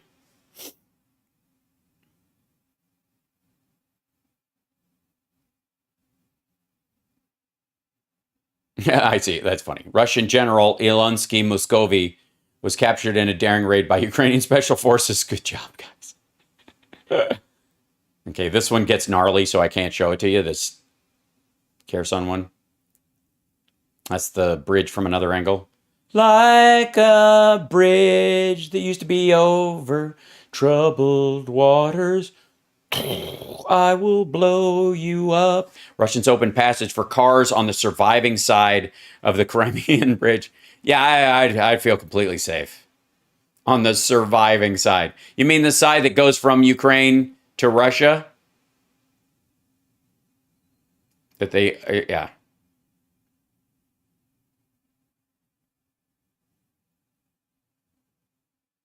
We are close. What is it? We are so close, Kherson. There you go. Hide your metadata, guys. An undocumented loss of a Ka-52 in Kherson. Video by Ukrainian 128th Brigade. Exact location, date of shooting are unknown yet. Yeah, they hide that stuff, especially when they're... Oh, here it is. This is the footage I was telling you guys about. This is them riding into battle. Look at this stuff. Look at that truck. Ba-boom. They are just blazing into these areas. Basically, they know artillery is happening, and then they get close to these artillery centers and then just drop these guys out and start opening fire. And then they move the vehicles out of the way, and it draws fire while the soldiers stay behind and hit tanks and other stuff with the javelins and stuff. With the javelins and rocket launchers and their other expendables. I mean, come on.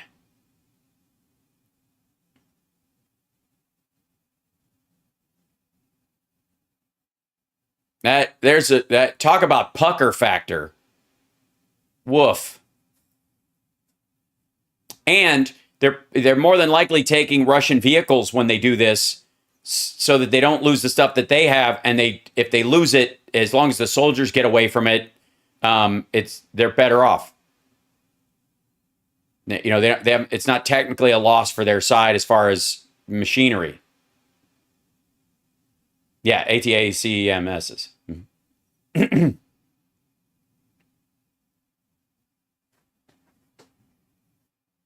Yes, and thank you guys, by the way. Midas, thank you so much for the super chat.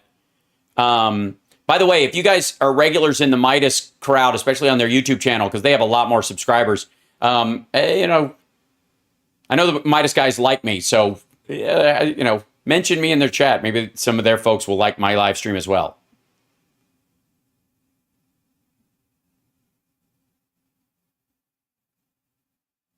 With Russia's supply lines to Kherson, South Ukraine, what kind of idiot would base his entire warfare on one vulnerable supply line? Oh, right, that kind of idiot. Oh, is this okay, that's the smoke coming off it. I was like, oh, do we have another footage of this poor sap getting knocked over? Oh, this is the Russian soldiers living in the pigsty. I don't know if you guys have seen this. These are the same pigs I saw eating one of them. They don't show that in this. But apparently, this is a pig farm, and the Russian soldiers took over the pig pens and turned them into their stationing bedrooms, essentially. So they set up camp and caged themselves into the pig pens to keep the pigs from eating them while they sleep, especially if they are injured. They also were stealing washing machines. They abandoned this one. At least they were clean while they were living in pigsties. Yeah. This is the current state of... Remember all the thing about the National Guards people after January 6th that were sleeping outside temporarily until they were moved? And the fucking wailing and gnashing of teeth we heard from the Republicans about how horribly they were being treated? Meanwhile, those same people want you to believe that Vladimir Putin is a true leader. And Trump was right that we should be more like them. You can see the smell. You totally can. Oh, look at that. A loaded BM-27 MLRS. Look at that. Just parked near the pigsty. They just left it.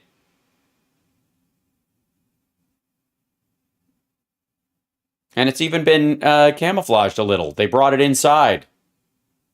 Lovely. Baghdad Bob. Train in traffic. Most civilian traffic is restarted on the Crimean Bridge after the truck bombing on one side, right? In the morning of October, the soldiers of the mobile fire group shot down a kamikaze drone. Okay, that's that guy. Watermelon, obviously a big deal. Ukrainian watermelon, who knew? Big watermelon farms in Ukraine. I love watermelon. I do. I enjoy it. I don't like, although I will say this, I don't like watermelon juice or watermelon flavoring in beverages. It's a little weird. Although there is this watermelon juice that Ethan likes, that Summer's gotten for him a couple of times, and I tried it, and I was like, this is surprisingly okay. Right? But everywhere else I've had it is pretty terrible.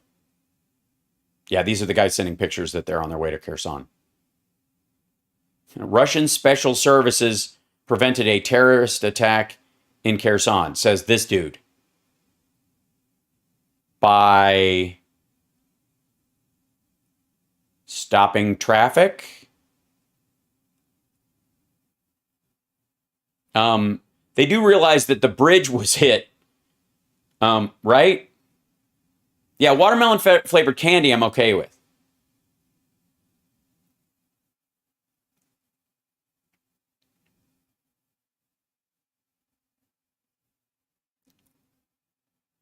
This is more footage. Yeah, these people liberated in north of the Kherson region. Long range. Yeah, those guys. That's from the 4th. These are the guys who moved in and totally drove these guys back. Yeah, it's October 5th. This is older now. Let's go with the latest. Come on. It's that captured Russian soldier in a trench in Kherson Oblast today. Notice he is not having his genitals cut off. He's blindfolded, but he is being humanely moved to detention. That's how you do it. A clip of a speech given by Colonel Ramzan Kadyrov to Chechen soldiers. No, a promo video. Kherson, Russia. Well, you guys are badass motherfuckers, so he's going to show you Putin on a flag, Putin on the Ritz. We're rooting for Putin. Tell me what's up. Yeah, so guys, we're all here.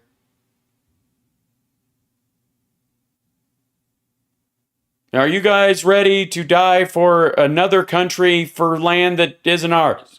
Hell yes. That's that ship, and there we go. So we're back to where we were. Okay, cool.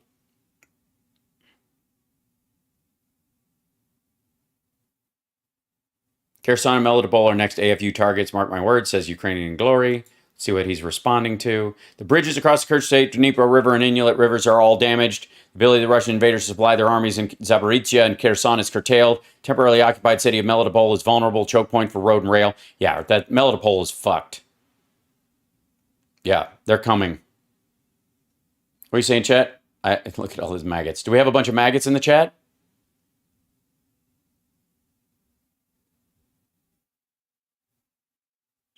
Sparklers raid legal AF chat tonight and help out HAL. That'd be lovely, Midasu. Just let them know that, to subscribe is all. I'm not poaching. I sent them folks early on. I feel okay about that. Hi. I know, I'm standing up. I know, I'm working on it, piece by piece. Ethan and I took a ride. Okay. And then we might go shopping for a minute. So Okay. then I'll come back. All right. Love you. Be safe.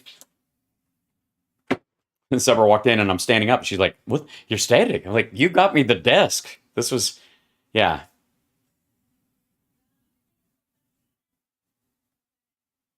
Hold on one second. More stuff taken. I wish I could. I'm gonna have to find a way to yeah, I think this is what I'm gonna do. I'm gonna figure out a way tomorrow on my day off, my one day off. I'm gonna take my one day off to work for you guys, and I'm gonna try and find a way where I can download some of the stuff that I get off of Telegram and put it in like a folder where I can show it to you guys and catch you up on. Because that's what a lot of these folks are doing who are like, I got an inside line. Like, nah, they're just watching the Telegram channels and showing you stuff, and I can do that. Thank you, Rosebud, for mentioning me in the chats. I greatly appreciate it. And I have to say, like I said, I definitely am a little more tired after the show when I'm standing than if I was sitting, I suppose. Although I feel more energized because I'm not just collapsing my diaphragm and sitting for a while. So I'll end on this. Hold on one second. I got it here and there. Is that, and by the way, this little thing right here that isn't green screening, that's the thing for my fan, my light, the light right here. See that? And then this is the fan. So sometimes they're in shot and I'm like, yeah. I mention HAL on TYT all the time. Thanks, Greg.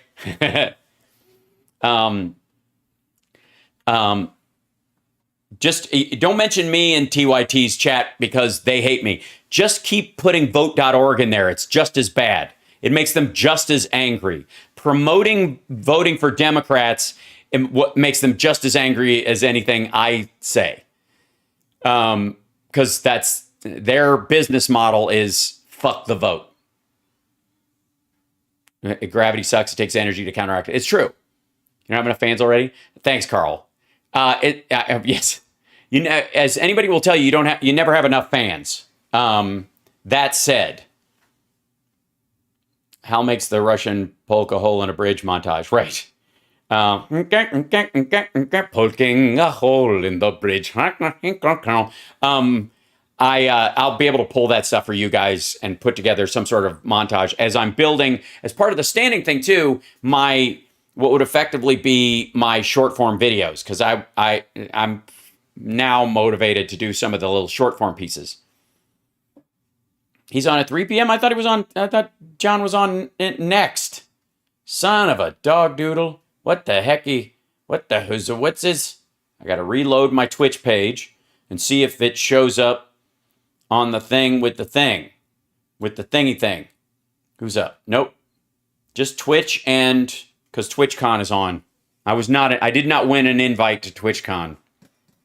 I don't know why. Yeah. Womp womp. Hal, you need to stand on a cushioned rubber mat. I've seen those, the standing desk mats. I'll get one. Don't worry. Yes, he's on noon my time. Okay, yeah. Yeah, noon is Pacific time. Right. Okay, so as soon as he starts, we've got another minute or so. If he starts on time, I'll toss to him on Twitch, and we'll throw him a raid. Let's see. Cool. Let me move over my chat and I'll say my proper goodbyes after I broom out these dummies. Hold on. There you go. I need to stand on my pillows. Just wipe my feet on them. Hi, MJ. I'm glad you feel seen. Hold on.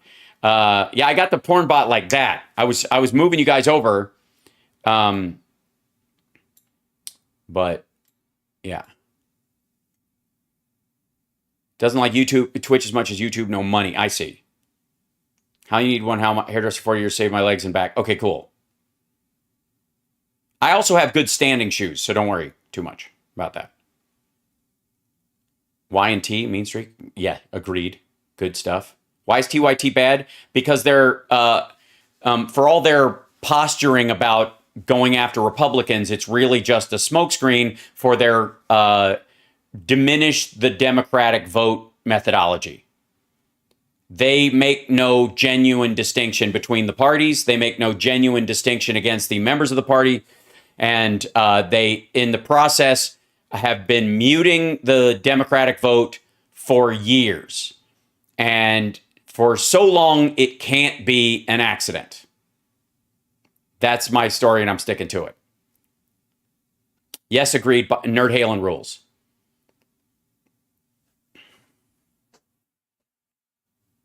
Yeah, watch what they do. They'll within 3 weeks of an election, they'll start, doing bullshit lip service to get people out to vote. But the rest of the year, they're like, these people are evil. The Democrats are bastard people. They're bastards, and I hate their ass faces. And they're worse than the Republicans, and they're violent, and they're terrible, and they're blah, blah, blah. And then 2 weeks later, well, I guess you probably should vote for them. And then all their followers go, fuck you, and they go run over and watch Jimmy Dore. It's like they're a Jimmy Dore collection facility now. I want a Nerd Halen line shirt, Cosmic Rose says. I'm going to try and figure out, I'll get the emblems from the stuff from Caleb and put it on my my Twitch store, because they make really good stuff. So I'll get the art from him and see it. What I think of Sam Cedar? Sam Cedar is a nice guy who means well. He's there's a little bit of he gets caught in talking points too, and he's terrible at online debates. He's live now? Okay, cool. I'll send him over there. I'll send you guys over there and I'll bug out. That's a longer conversation.